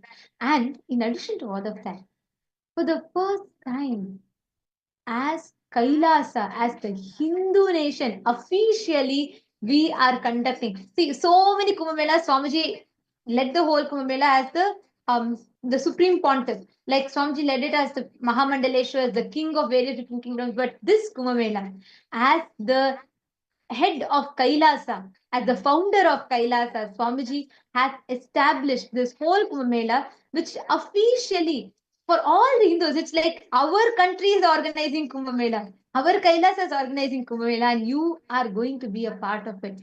This is a history in itself to be a part of this grand Kumbh Mela. The very word, like in Kumbh Mela itself, is like the largest spiritual congregation on planet Earth. It is like when you sit, when you try in to do something by yourself versus as a group when you experience it, there's group energy. That group energy has a profound impact. Kumbh Mela is where all the people, everyone come together for one purpose, which is to experience Paramashiva, but to experience Swamiji, to experience its super consciousness. When everyone comes together in one place, and I'm not talking about 1,000, 2,000, 10,000, no, not even 100,000, I'm talking about millions. When millions come together for one purpose, you can imagine the collective group energy, how this whole space is. And you're going to get to experience this profoundness in your life. See, how many of you have heard that more than the knowledge, the experience that you have matters a lot? Like people give so much value for the experience you have. Why? Not just by studying in school or in your college, studying few books, how many ever books you study. Unless you have had that experience, really you may really not have the actual competence for things.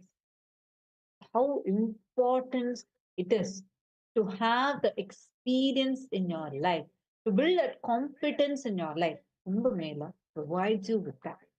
This is the only place where you can meet the largest number of beings gathered in one single place, various cultural differences, the kind of, see, Hinduism. But Hinduism is like an ocean. It's so different. Every sect of Hinduism is so different. And all of us getting to collectively live together, be part. Actually, I just wanted to share this one thing, the tent that you're seeing behind. This Swamiji had exclusively gotten just for the Sarvanya Pita Yajaman, Sarvanya Pita Kartas, and it's a barren land. Right? We have been telling about how this barren land is the last few days. So because of that, we don't really get any of these things. Like even to arrange for the bunker cots, only our uh, Kailasa Ujjain only had all these bunker cots arrangements made where people could come and actually have a proper place to lie down and be comfortable. And Swamiji said for all the Sarvanyapita Yajaman, Sarvanyapita Kartas, Swamiji wants to make sure it's like, literally they could have their own tents over there for this. Swamiji actually researched all the best tents that were available and how to give the best, comfortable, most powerful, sweetest experience to the people. And he himself sat, micromanaged, and arranged for this. I know how many times Swamiji himself used to go, and he would physically go to the campus and to the place where they're actually putting the tents. And Swamiji, first they came back and said, "No, no, Swamiji, we don't have this uh, tents available anywhere here. Not even the cities have any of these tents available." And they were trying to, the construction team was trying to tell Swamiji only this type of tent, like, very like a plastic tent, that is what is available. Swamiji said, no, it'll get heated up faster. And the people should have, every SJP should have their own individual rooms. And really, that is the way how Swamiji designed, made sure that every single person has their own individual places, like the way, the sacrifice that Swamiji does. Do you know, for Swamiji's self, there was, if you go and It's see, really like a small, it was like a, I don't even know what's the right word to use. It's like a cabin. That's all. It's like a exactly, small like, not room. like a tent, like a very Small small tent. tent. That's all. It was like just the kind of love, care, concern. And the best part is you get to experience this compassion of Swamiji there. Like, Actually, this is something that I feel like Kumbh Mela is so unique for, right? Because the space that you experience in Kumbh Mela is like unlike any other. Because in even in programs, anywhere you come, you can experience, firstly, physical program is way more different than anything than online program. But still, even in a physical program where you come for inner awakening or kalpataru, you experience Swamiji deeply, but it's a different dimension altogether. It is Swamiji's like qualities, you experience more like all the ultimate truths, revealing the ultimate truths, and like giving the initiations, blessing, you see that aspect. But how does Swamiji manifest, embody, radiate those principles? You can only see when you're part of his Sena. Paramashiva Sena, see, understand. Don't think there's something you need to do. When you're part of Paramashiva Sena, you are doing something. No. When you are part of Paramashiva Sena, it is not you are contributing something, you are doing something for Swamiji. No, it is you are manifesting Swamiji, the ultimate qualities through you. I have seen this and I remember this so well in Kumbh Mela, right? See, for us, when there are two less people, managing is a big problem. Like what so many things do, very less people. When there are too many people, also it's a problem. You will not know how to manage leadership for 100 people, 200 people itself is not easy. Here we are talking about 500,000, like 100,000 people or 500,000 people, that quantity, because the sheer amount of volunteers, the Paramashiva Sena that came, that was not in Wow. hundreds or it was not just in thousands, it was in hundreds of thousands, the people that came. And how Swamiji single-handedly, you will expect when you hear about it, right? You will expect an ambience of stress, tension, like maybe sometimes screaming, some mismanagements. You'll feel like things were all not happening well, all this, right? That's what we will visualize because that's how society is. We always visualize like that throughout. You all can see the different clips that we are showing you all throughout. Not even once there was no smile on Swamiji's face. Not the smile also didn't even go. That is the space. Literally, that is exactly how Swamiji was just radiating it. This is what you experience in Kumbh Mela. The space that you experience in Kumbh Mela is unique. It's powerful, and you can literally awaken this peak possibility in you. How many of you here attended the Ujjain 2016 Kumbh Mela? How many of you here were there for that? Please post here in the chat if you were there in the Ujjain Kumbh Mela. Wow. So how do you remember? Wow, I see many hands going up. Do you remember what a celebration it was? The kind of actually all these vessels that you're seeing, right? The effort that Swamiji put in just to ensure that these vessels are coming. See, Swamiji will say how the metal with which you are cooking matters a lot because it is using these metals, the metal with which you are boiling and all, like especially for some specific recipes, the iron is needed, and through that you will get the iron as a nutritional value. Just to get all these things, it's not a joke. How to procure all these? The effort that Swamiji put in was for so many months together, months together.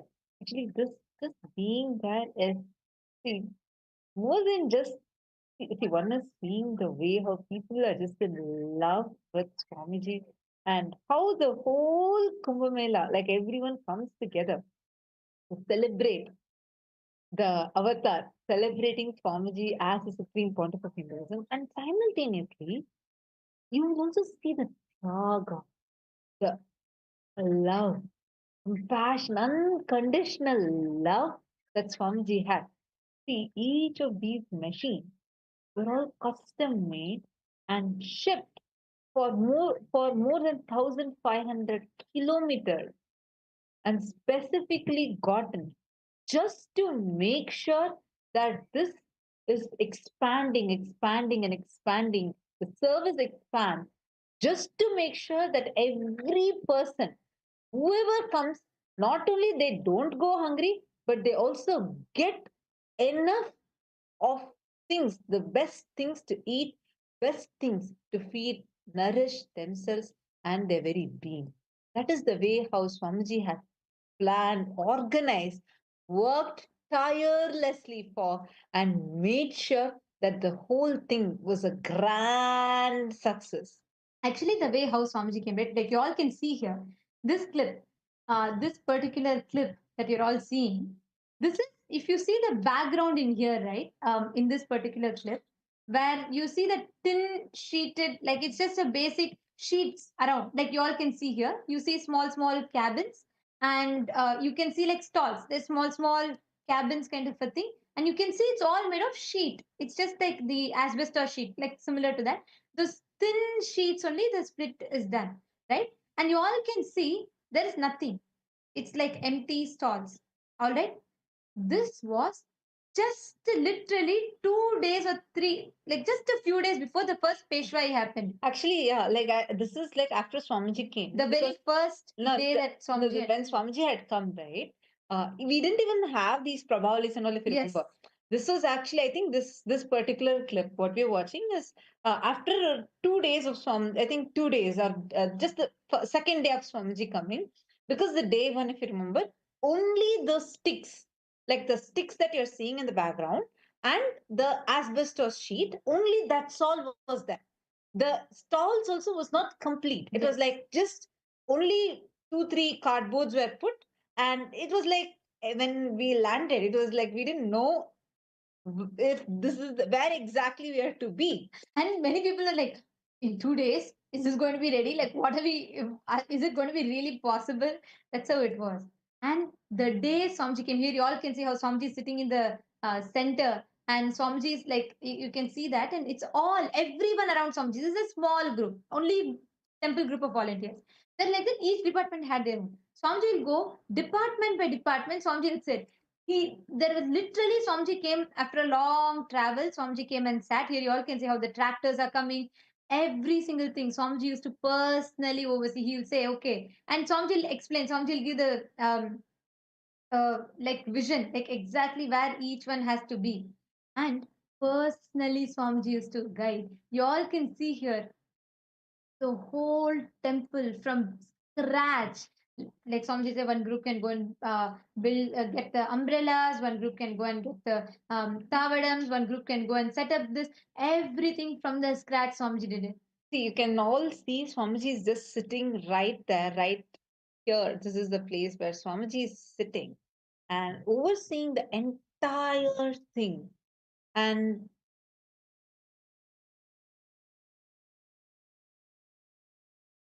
you will actually see what was there now, like just what you are seeing. This is what transformed, just the effort that Swamiji put in completely transformed into that grand temple that we all saw, where all the not just the stalls were put, whether the chandeliers or the jewels, like the grand way, the entire temple was just transformed into this beautiful manner. Every single thing, whether the Prabhavalis or the jewels, the Dandamalam, Tavadam, all these that you're seeing, everything was custom made, homemade. It was made, and Swamiji taught each of us how to make it and made it happen. Even the crown, the jewels that you see on the crown, these are all made. And like we all made it. Swamiji sat and taught each one of us and made it like in such a grand way. Like, when you are doing it, you won't even realize how it is going to come like. But so beautifully, Swamiji would manifest through you, do it, and suddenly you'll realize, wow, this is what I am part of. Now, what we saw as a temple, like just few minutes back, where there's literally nothing. In matter of 2 days, this is what Swamiji made it.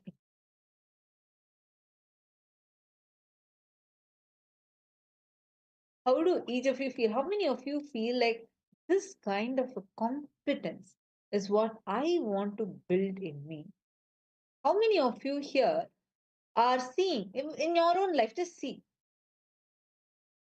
many things like this. You are stuck because of your impossibilities, the different impossibilities that you're feeling in your life, where you're you're struggling basically. You do not have a solution.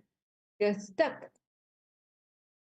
But now you're seeing how just from nothing, what Swamiji had made this. Can I request every one of you to share? All the participants. Come on, I request every one of you to post. How many of you, when you see it, you feel that? See, every aspect. Ma Prematavasi is posting me, and I'm seeing few more people raising your hands. Understand every aspect. When you see in front of your eyes, when you see all these principles manifesting in reality, like you get an ecosystem where you can live, apply, and practice these signs. You can practice these principles. You will not get this space anywhere else because mostly the way how each of these functions, right? Especially in the corporate society, we are trained to think in the binary. We are trained to think, okay, this has to happen, it has to be perfect, it has to be like this, like that. Until and unless you actually apply, experience it, you will never be able to taste that dimension. And that is exactly what Kumbh Mela is for you. That's an ecosystem where you can actually apply the science. Here it is not, it does not happen by, if you see all the people that are there, It's not like the people who have mastered Hinduism, who know Hinduism. No, it was everyone, and people from different corners who have never heard about Hinduism, from all corners of the world. Still, Swamiji made it happen. And throughout the time, you can just see how there is no sign of stress. I should not even use that word, because it's not just there's no stress, there's so much of bliss, joy, activism, and life. This is life. This is the real competence you need to manifest leadership. How many of you here really experience struggles when it comes to leadership?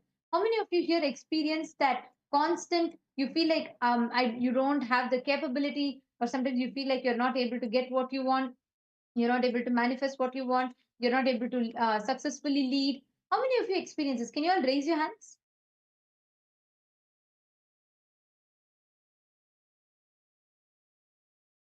How many of you experience it? Raise your hands, please. Raise your hands.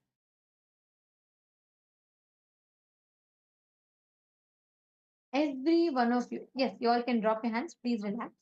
See, every one of you that want to manifest leadership, Kumbh Mela is on ground, experiencing, receiving an ecosystem where you can practice each of these absolutely, completely, like an ecosystem where you can safely practice and experience these truths as your reality.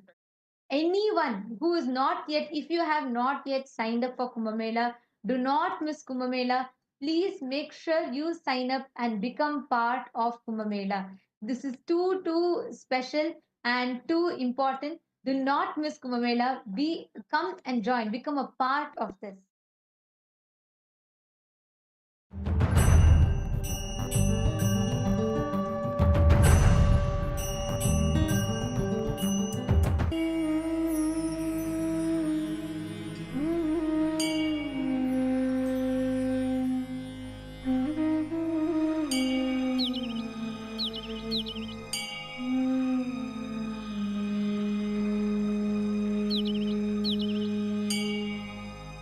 वन्दनं गुरुवन्दनं गुरुचरणवन्दनं वन्दनं गुरुवन्दनं गुरुचरणवन्दनं Nityanand गुरुचरणवन्दनं वन्दनं गुरुवन्दनं गुरुचरणवन्दनं Nityanand गुरुचरणवन्दनम्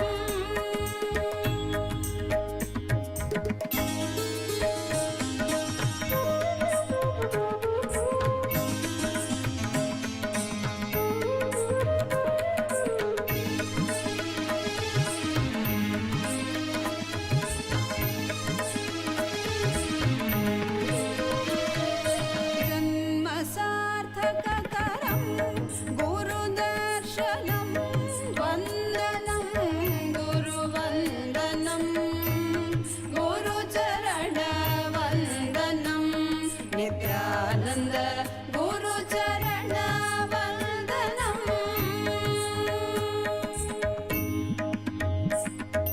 पद सद सद ग पद पद परि ग प ग प ग सरि ग रि ग प ग पद पद सरि ग रि रि सद सा पद सद सद ग पद पद परि ग प ग प ग संकट कवच मधुरानुभवानन्दं गुरुस्मरणं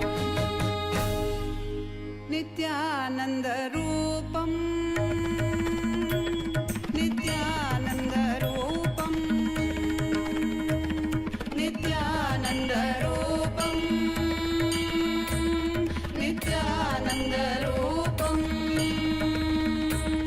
नित्यानन्दरूपं नित्यानन्दरूपं नित्यानन्दरूपं नित्यानन्दरूपं नित्यानन्दरूपं नित्यानन्दरूपं नित्यानन्दरूपं नित्यानन्दरूपं वन्दनं गुरुवन्दनं गुरुचरणवन्दनं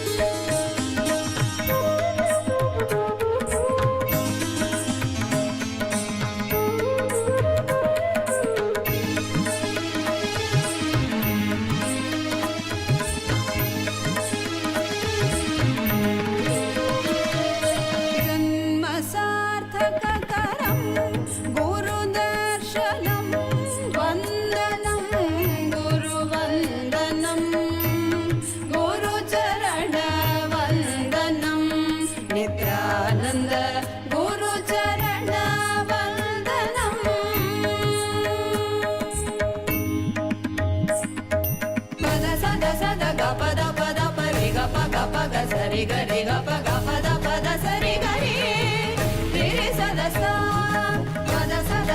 ga pa re ga pa ga sankata kavacha madura nubhavanandam guru smaranam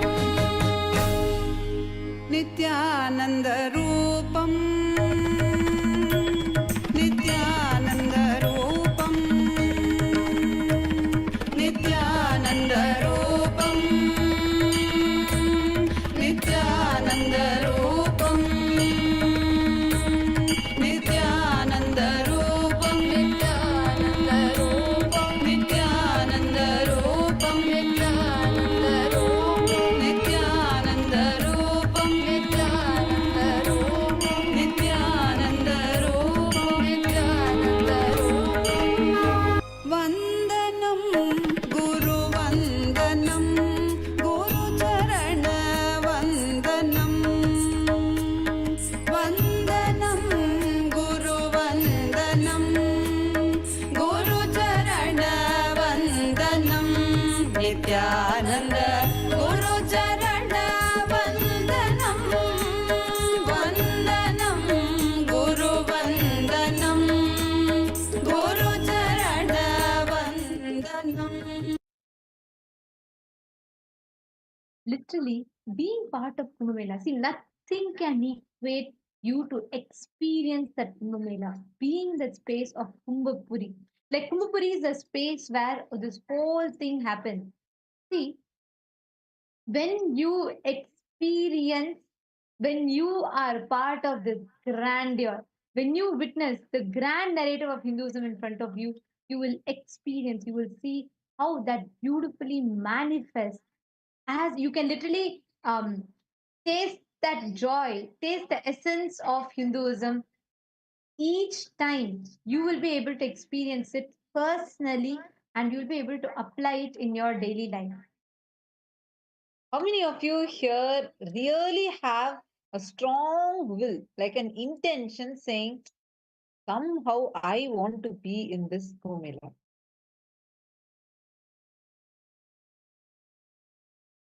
How many of you have this as a will in you? Raise your hands. How many of you have now already filled in and you have already gotten yourself ready for this? Please raise your hand.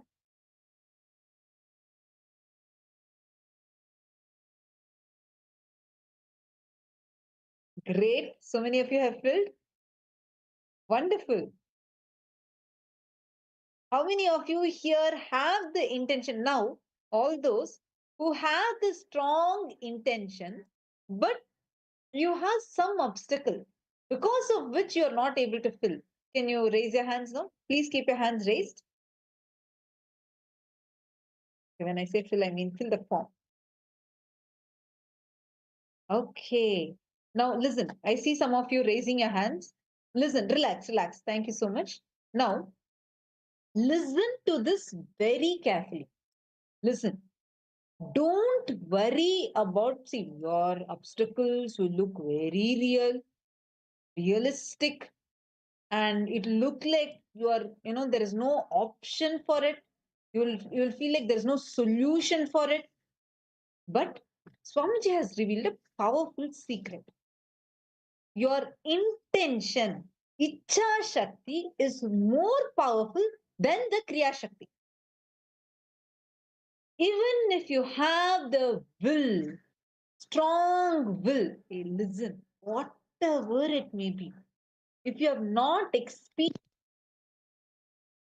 that space, the celebration, what kind of experience you can get, it's uncomparable to anything in your life, anything, literally anything.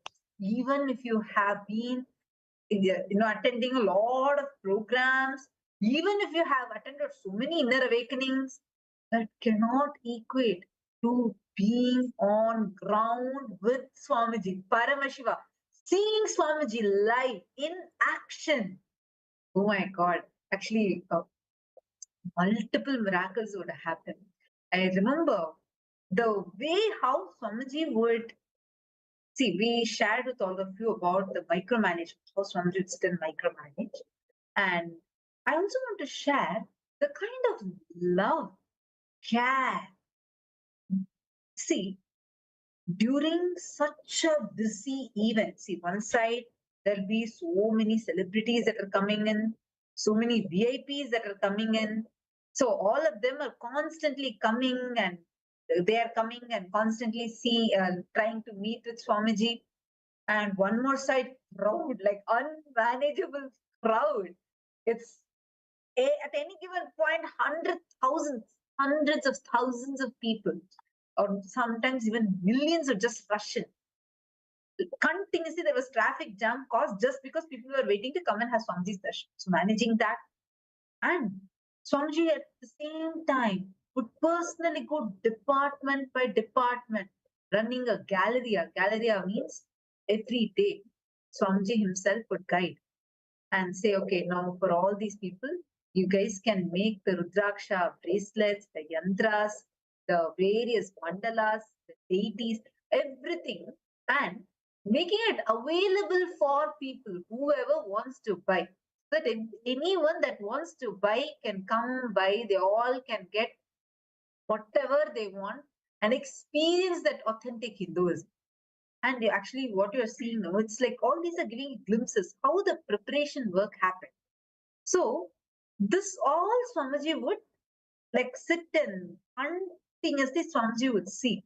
Like literally with each person, Swamiji would come and continuously micromanage, and Swamiji would look into each one of these things and make sure all these things are happening. And at the same time, Swamiji would also attend to the Adinavasis, Gurukul kids at that time. Oh God, like at one point, Swamiji would say, live darshan will be going on. Okay, and like the crowd will be long queues. The queue will be for a few kilometers. That long queues were there. And kilometers, I'm not joking or exaggerating, because starting from where Swamiji is giving darshan, all the way, it will go like a snake, like literally there will be so many barricades, so many rows would be there. People will be standing, and because the main hall, which would house 10,000 people, because that will start overflowing, they will the next crowd would continue in the temple. We had such a long queue. The queue would continue in the temple, and on top of that, the whole front area, the courtyard area, would be fully filled. And outside the entrance, for almost half a kilometer or sometimes 1 kilometer, people still stand. Like this is a crazy level crowd was there. And I'm not talking just one day or one instance. No, this would be the continuous way how the people would be coming during all this time. Do you know, Swamiji would actually sit and ensure whether did the Gurukul kids drink lemon juice, did they have the buttermilk because it is hot weather, make sure that they're not dehydrated. Swamiji would sit and check this level. Swamiji himself would be going around, doing campus rounds in such hot weather. With this level, Swamiji would do. See, when you're witnessing these things, all these qualities of Swamiji would start manifesting for you in your inner space. They would start manifesting as reality for you in your inner space. And actually, the very story of how the Kumbh Mela, the sacredness of Kumbh Mela, we need to also understand the spiritual context for it. The time, this does not happen. See, it's not like every year it happens. Even every year is something that's, you need to take an opportunity of. But here, it happens only every 6 years. At the Kumbh Mela happens, every 12 years, Mahakumbh Mela happens. This Mahakumbh Mela is very, very auspicious because there's a particular muhurta. Actually, if you see, all the akhadas are the apex bodies of Hinduism, where all the temples and everything comes together. So Kumbh Mela is where that time there's like a particular time muhurta for the snan to happen, where the sacred dip is taken. During that time, that exact time, you would have to go and take the dip. That time is very auspicious. In that time, you would have to go and take the dip. And listen carefully, This muhurta, in that muhurta, all the akhadas, all the different apex bodies of Hinduism goes and takes the dip. It's like just that 10 minutes, that particular muhurta. And the best part is, each one, every set, all the 10,000 sampradayas, different sampradayas, people who believe God is formless, people who believe God is only form, people who believe in everything, they all come together. The different sampradayas come together and they all become part of that Muslim. And that sacred bath, the Shahi Snan, the royal, Shahi means royal, the royal Snan, the royal bath, where all the Mahamandaleshwaras, all the heads of the different akhadas, they all go and take the dip. And this ritual officially begins with Swamiji as the head, the supreme pontiff of Mahanirvani Akhada, as a Mahamandaleshwar of Mahanirvani Akhada. Swamiji himself enters into the waters first, and he will be taking the dip, which will officially begin the Snan, the Shahi Snan. And you all can see it's a sight to behold. If you have been in Kumbh Mela, if you have witnessed Kumbh Mela, that is the best thing you can have in your life. Ma Vani Goyal, you're in US, right? Are you attending this Kumbh Mela? Have you signed up? Ma Vani Goyal, have you already signed up for Kumbh Mela? Come on, this is a chance that you should not miss. See, it's just 1 month. If you can take this 1 month, you will have multiple level breakthroughs. See, understand. Like any of you here, if you have a problem, let's say with relationships, you feel like there are some people in your life whom you really love or something you really want, but you're not able to manifest it. You're not able to handle that relationship, or you're constantly experiencing failures in relation. Break all that patterns in you. This will make you so powerful, so much of energy. The energy will just gush in you. So many level breakthroughs would happen. Really, actually, when Swamiji trained us, all the Balasins, the Gurukul kids, one of the most powerful trainings he received was in Kumbh Mela. 2016, Ujjain Simhasta Kumbh Mela was like one of the best tests. The way how Swamiji would train, it's like you'll physically see Swamiji doing it, right? So because Swamiji is doing it continuously, you will just start, your biomemory will start catching it. You will not feel, you won't have the time to feel impossibility in you because you have to do it. Like, for example, let's say that you have to polish the deities. Like, we had all these different things that we would do, or like polishing the deities. It's not one deity, 10,000 deities, 10,000 Hindu deities, all gathered in one place and displayed grandly in one place. So now, how you can manage so many people? God, the kind of people, each person would be from different backgrounds, speaking different languages. You have to expand. You have to manifest that leadership through you. You will experience that competence only through attending this Kumbh Mela. See, all those who have not yet signed up for Kumbh Mela, listen, you are not knowing what you're missing. Why is it that, see, why do you feel like, in this 1 month, it may be, you may be probably feeling, some of you, I think, feel like, oh God, if I take off this time, I want to do this thing. I have my own list of to-dos, my tasks that I want to complete in this next 1 month. Understand that whatever you feel you won't achieve in this 1 month, just surrender it and drop that and go attend this Kumbh Mela. Come and be a part of this Kumbh Mela. Surrender it to Swamiji. Suddenly, by end of this 1 month, you will have a huge breakthrough where 10 times of what you could have actually manifested in this 1 month will manifest for you. And in this Kumbh Mela, see, the amount of arrangement, the scale in which the arrangements are happening, everyone, whoever is going to make it to the Kumbh Mela in LA, all of you, and in India, the amount of arrangement, already so much of work has happened. Please understand the excitement for Kumbh Mela. like Swamiji is himself so excited. And in addition to that, that wave of excitement has already reached to all the Raj Sabha members, all the second and third circles. It has already reached the wave of excitement, and literally Swamiji is moving continents to give you all the experience of all four. Charya, Kriya, Yoga, and Jnana. Means you're going to experience the best of Hindu Charya Pada. You're going to be experiencing the best of Hindu Charya Pada. You're going to be learning how to experience all the different lifestyle, applying basma, putting the wearing the Hindu traditional attire, doing puja, everything, the Charya Pada lifestyle, neem juice, everything, yoga. And the next is Kriya. Kriya is all the feeling connection, the rituals, all the ritualistic aspects. This is yoga, aligning your body, mind, and being. And fourth is jnana, experiencing all the powerful cognitions and manifesting it. All these four, you're going to be experiencing it together in Kumbh Mela. The arrangements, the preparations has already began.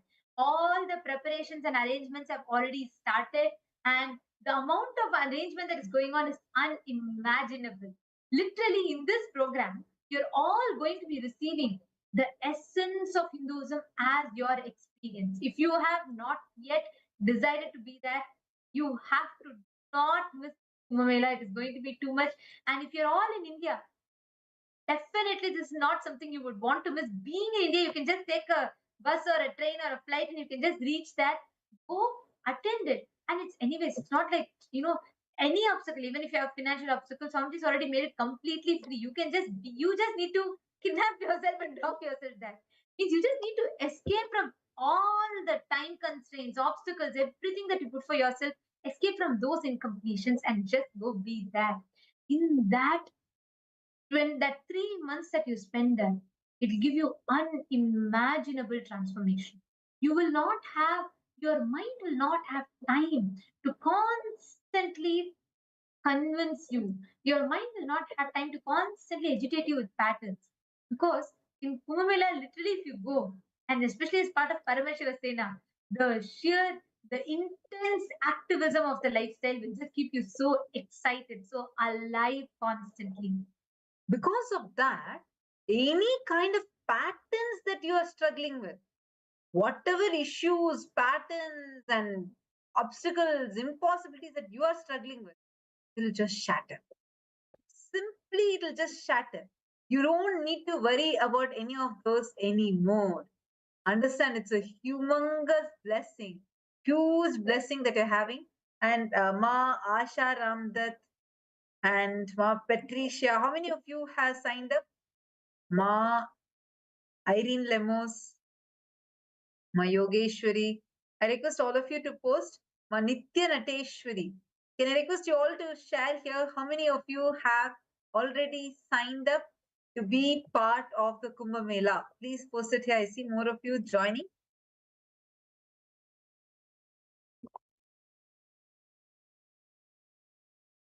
Each time, all the participants, how many of you, whoever has decided, the experience that you are going to taste in Kumbh Mela, the kind of experiences that you're going to have, you being part of Kumbh Mela, literally you manifesting, being there in Kumbh Mela, there is so much that you'll experience.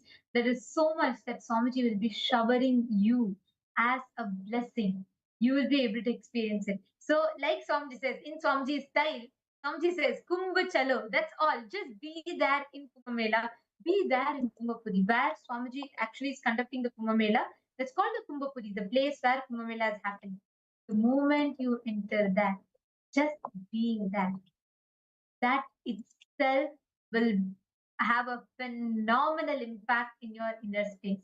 Literally, you will be able to experience it. Mahakumbha Mela is literally the expression that everything that Hinduism has to offer.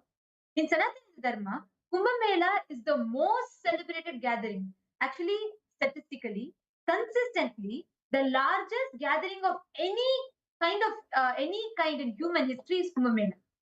The number has been increasing in the quantity of people has been increasing in each successive Kumbh Melas.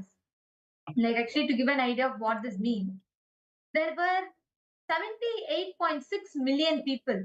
So out of which 35 million people were foreign tourists in the year 2013. And 240 million people, which is 103 million foreign tourists in 2019. And this year, it is expected to quadruple. You can imagine, already we had hit 103 million, sorry, 240 million people in the year 2019. And now we are in 2025, we're going to be having this Kumbh Mela, and you can expect the number to quadruple. Despite the enormous amount of people in Kumbh Mela, in Kumbhapuri, zero crime happens.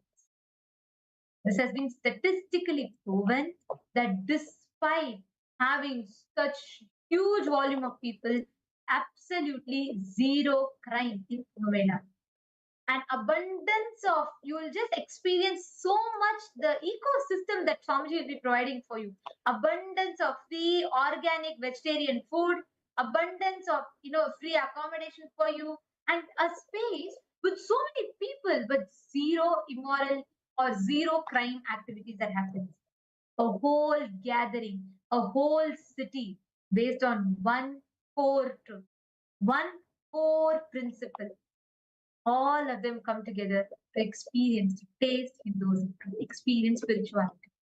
It's like the 200, we are talking about not tens, hundreds of thousands, we are talking about millions, hundreds of millions of people, and all of them together for one purpose: to experience, to taste Hinduism, to experience its spirituality. The Mahakumbhapuri is a place where the Mahakumbh Mela is established. And that is the world's largest mega city, which gets set up within 3 weeks, which exists for 55 days, and then is removed within 7 days. And sometimes these particular details, exact days may as such vary based on the where the Mahakumbhapuri is being set up. But actually, it's like a moving city that is established almost every 3 years in different places for Ardha Kumbh Mela and different Kumbh Melas. The main Mahakumbh Mela happens only once in 12 years. And the context of Kumbh Mela, like the very purpose of Kumbh Mela is to celebrate everything to do with Hinduism. In Kumbh Mela, literally everything to do with Hinduism is being celebrated. Anything and everything to do with Hinduism is celebrated. Every science, every teaching, every technique, everything is just celebrated. That is Kumbh Mela. So if you are there, if you are going to be there in Kumbh Mela, be clear, you are doing the best thing that you can possibly do for yourself by just being there in Kumbh Mela.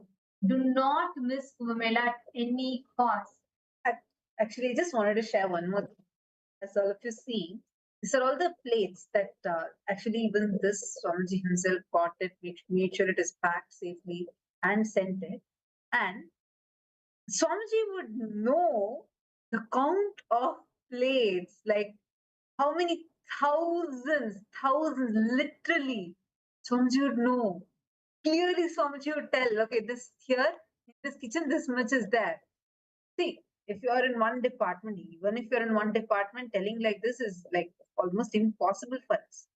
The Swamiji would be able to precisely tell. That would be the level of involvement or micromanagement, love, care.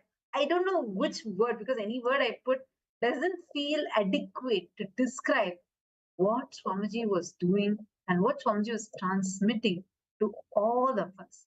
And at the same time, Swamiji would also ensure, just because usually human beings, all of us think if something is, you have more quantity, then you'll compromise on the quality. Or if you have more quality, then you'll compromise on the quantity. But that is not how it is here. The way Swamiji does not compromise on either one of these. And that skill or the ability to be like that is what Swamiji is teaching us. And Swamiji is training all of us during this Kumbh Mela. That is one of the multivarious things that you will get to experience during the Kumbh Mela. Actually, the grandeur, the scale in which Swamiji conducts the whole Kumbh Mela, you will literally see how the whole Hinduism, the Hindu diaspora receives and celebrates it. Like we can even listen to the sharings from people, how so many people experience, they share what it means for them. The way, the grandeur, the scale in which Swamiji has arranged it. And literally the whole 2 billion Hindus, and in Ujjain it was like just too beautiful. And everyone came together and each of them offered their gratitude for the way how they were tasting Hinduism for the first time, how they were experiencing Hinduism unlike ever before.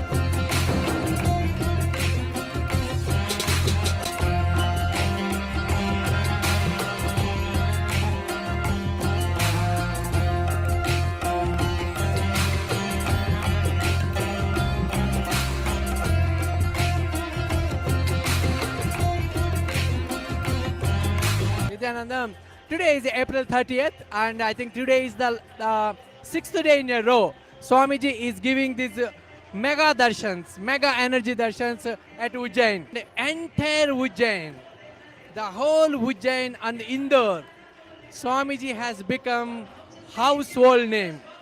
Everybody in Ujjain, everybody in Indore, they know Swamiji. If you see the people, the way they are coming from far and wide, coming from various places in Madhya Pradesh, coming from Bhopal, Indore, and about maybe 100 to 200 kilometers radius, they are coming here to meet Swamiji and have these beautiful darshans. These darshans are going till 1:32 in the morning. So many thousands and thousands of people are coming to have this beautiful glimpse and have one touch by Swamiji. बहुत अच्छा लगा, साक्षात स्वर्ग के दर्शन होने, परम परमेश्वर की कृपा है कि एक उज्जैन एक स्वर्ग जैसा दिख रहा है और यहाँ इतने बड़े बड़े महापुरुषों के दर्शन हुए, इससे बड़ी बात और क्या हो सकती है। धन्य हो गया हूँ। कैसा था स्वामी जी का पेशवा? बहुत अच्छा था, सबसे ज्यादा और सबसे बड़ी खुशी की बात कि फॉरेन के बहुत थे, एक खुशी की बात वो इनसे जुड़े, इससे बड़ी बात और क्या हो सकती है।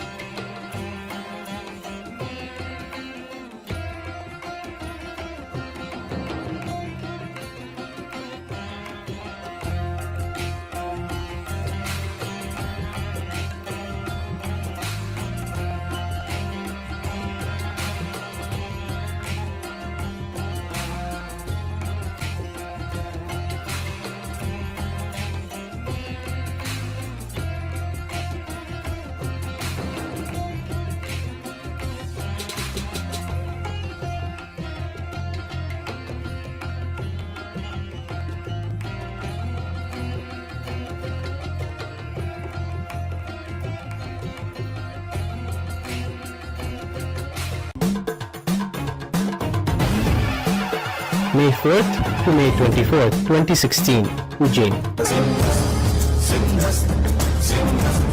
Don't miss Kumbh Mela.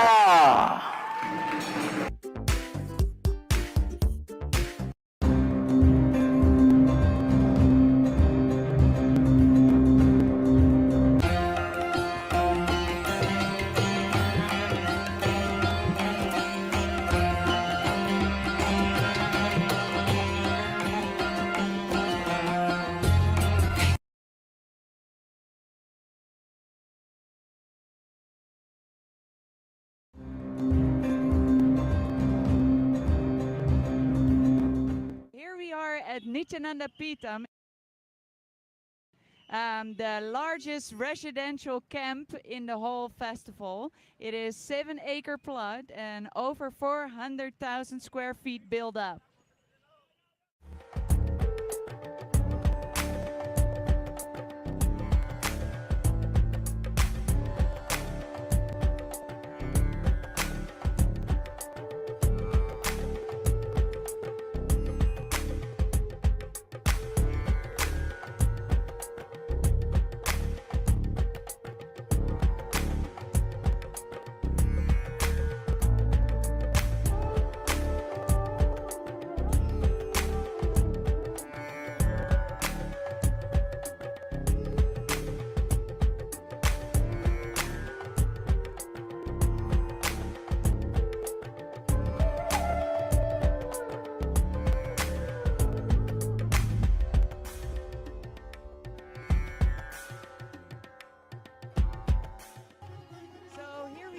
At the Nithyanandeswara temple, and this is 28,000 square feet.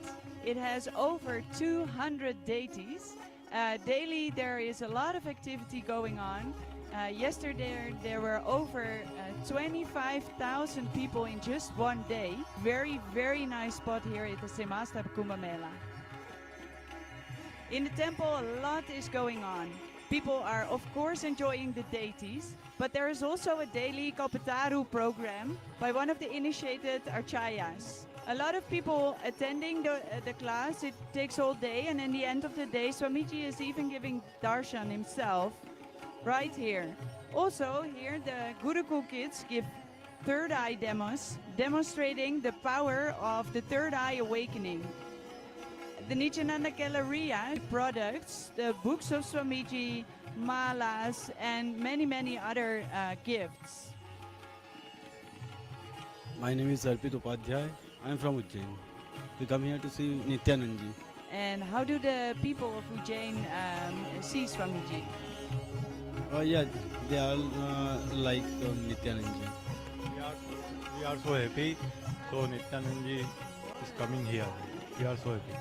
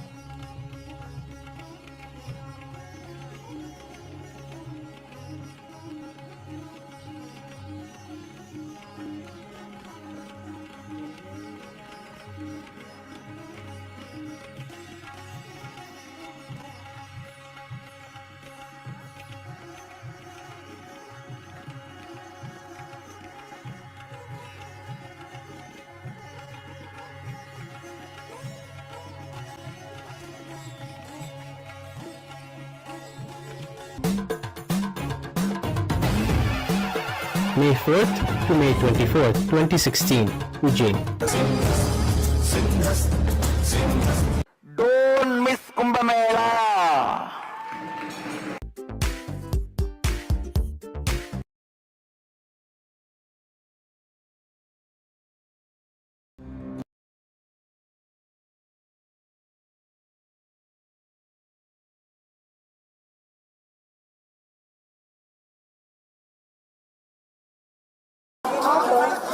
जानकारी दे रहा है। यह किसी भी प्रकार की जानकारी आपसे मांग रहा है या आपसे कैसे जीने से संबंधित कोई भी जानकारी दे रहा है तो उसकी बातों में ना आए। हो सकता है वह आपको ये कहने की कोशिश कर रहा है। ऐसे व्यक्तियों के साथ भी रहे केवल उन पर नजर रखें।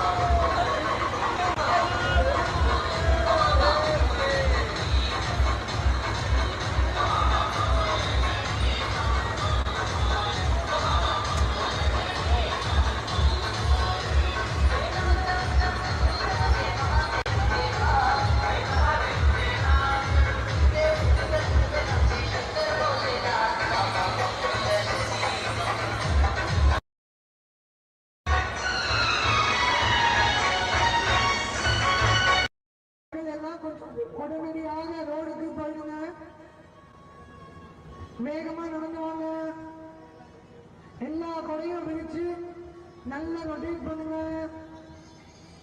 எல்லா கொடையும் நல்லா விரிச்சு ரொட்டேட் பண்ணுங்க.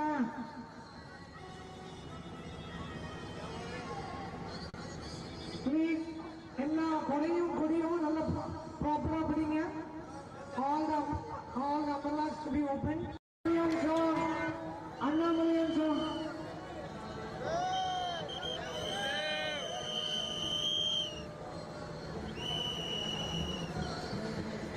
Annamalyan song.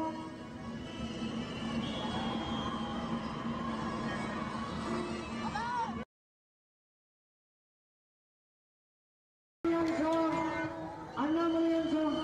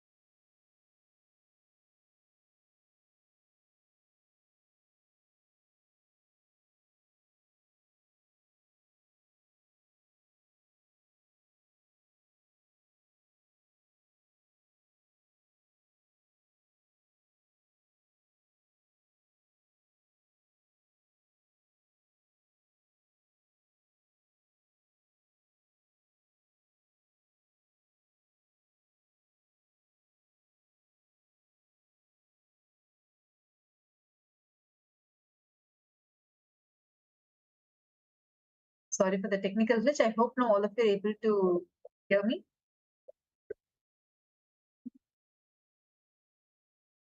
Sorry for that. We will now, we were just sharing all of you how the people that you're seeing here were all gathered to have just that one glimpse of literally in this entire Kumbh Mela is what anything, all the traditions, anything you know about Hinduism, you will find it in Kumbh Mela. All the scriptures, teachings, and literally what Swamiji did is he reunited Hindus back to Hinduism. Do you see the volume of people here? You know, so many newspaper channels used to say, anywhere we see Puri, we only see Nithyananda's Dwaja. We see the flag of Swamiji that is flying high. Literally, that was the thing. You all can see here. Anywhere you turn your head around, you will find people because the volume in which people are getting inspired. Hindus, see, understand. You can attend many Hindus. Kumbh Mela is the largest congregation, so naturally there will be so many Hindus that are coming there.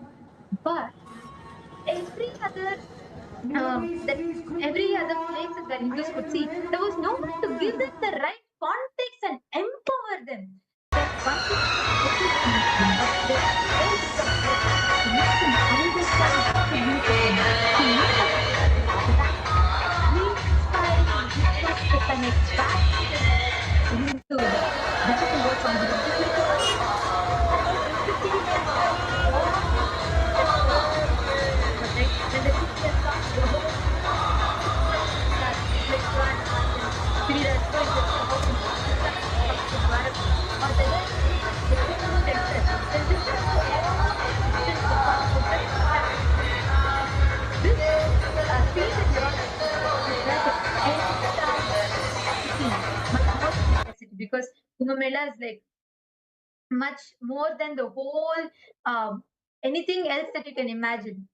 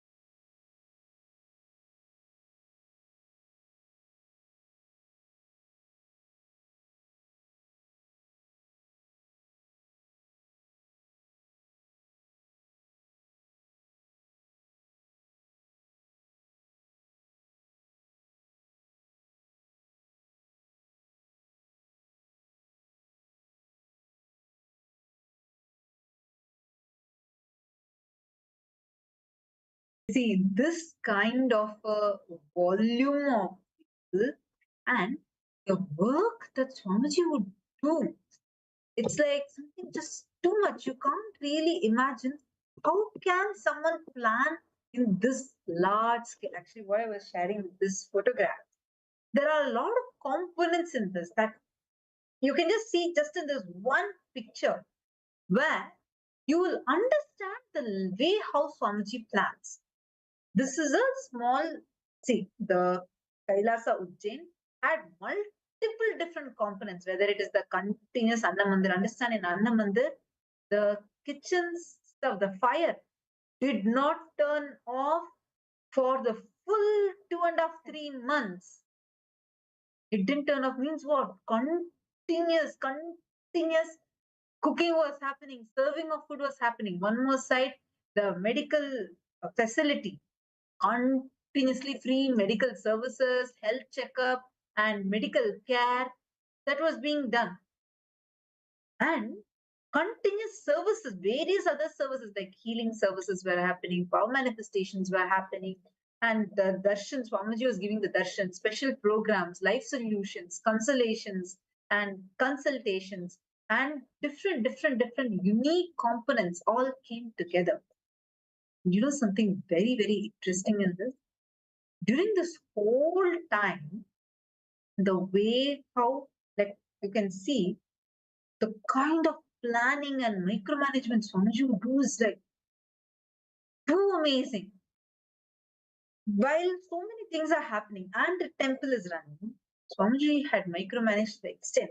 You can just see in this one picture whether the barricade, how the barricades have to be placed and how lights, speakers have to be placed, in what distance it has to be placed so that no one misses any announcement and no one has to even walk a few extra steps to hear, and continuously they're all listening to the devotional kirtans and being in that high space. And if you observe here, whether the traditional kodai means the traditional umbrellas, the umbrellas themselves, the umbrellas that you notice, the umbrellas themselves, and the dombai means the hangings that you're seeing on top, or the toranams, the one that you see on the stall, each of these that are there, all these are traditional decoration items in Hinduism. And these have a spiritual significance too.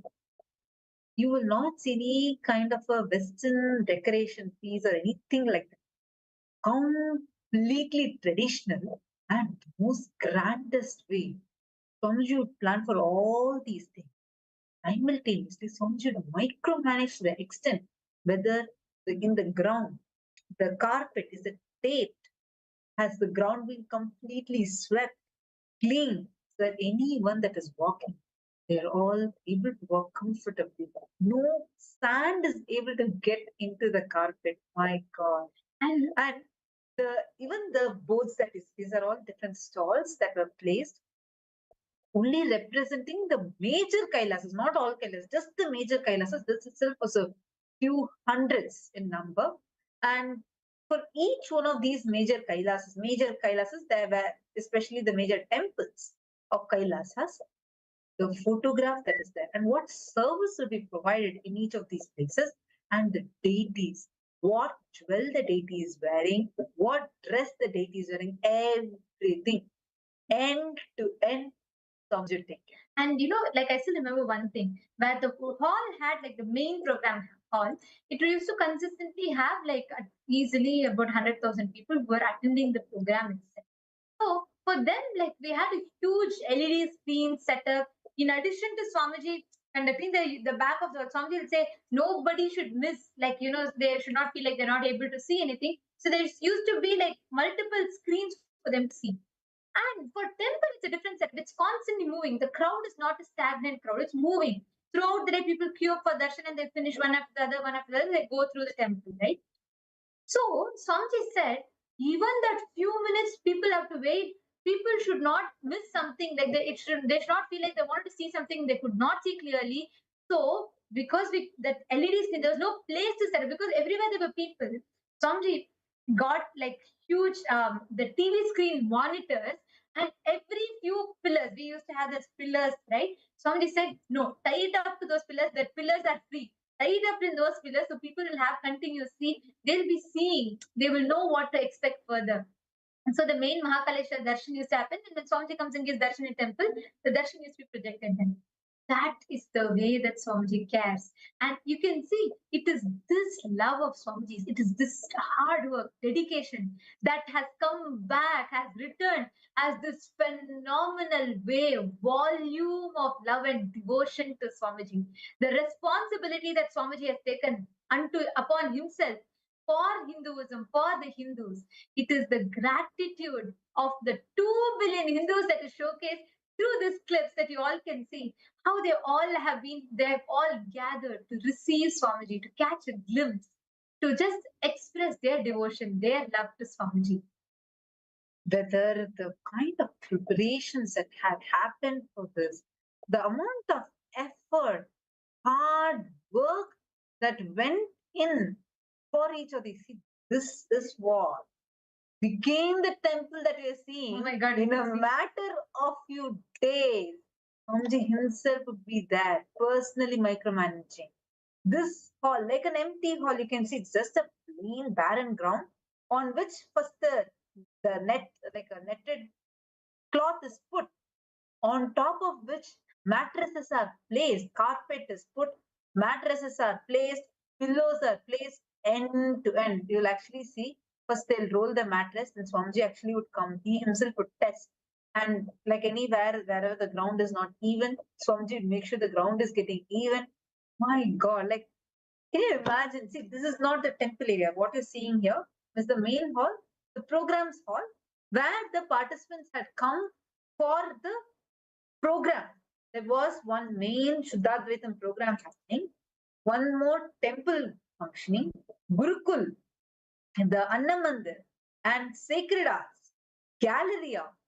I'm just telling some few of the multiple departments that would function simultaneously. And the most amazing thing is, Swamiji take care of everything. Like, how did Swamiji do it? Exactly. Like, every department will feel like it's just so upgraded, alive. Every day, breakthroughs after breakthroughs. And you go ask everyone will say, no, Swamiji is spending the most time here only. He's micromanaging to the level where he's seeing our Excel sheets, spreadsheets. He sees every small, tiny information, every single thing Swamiji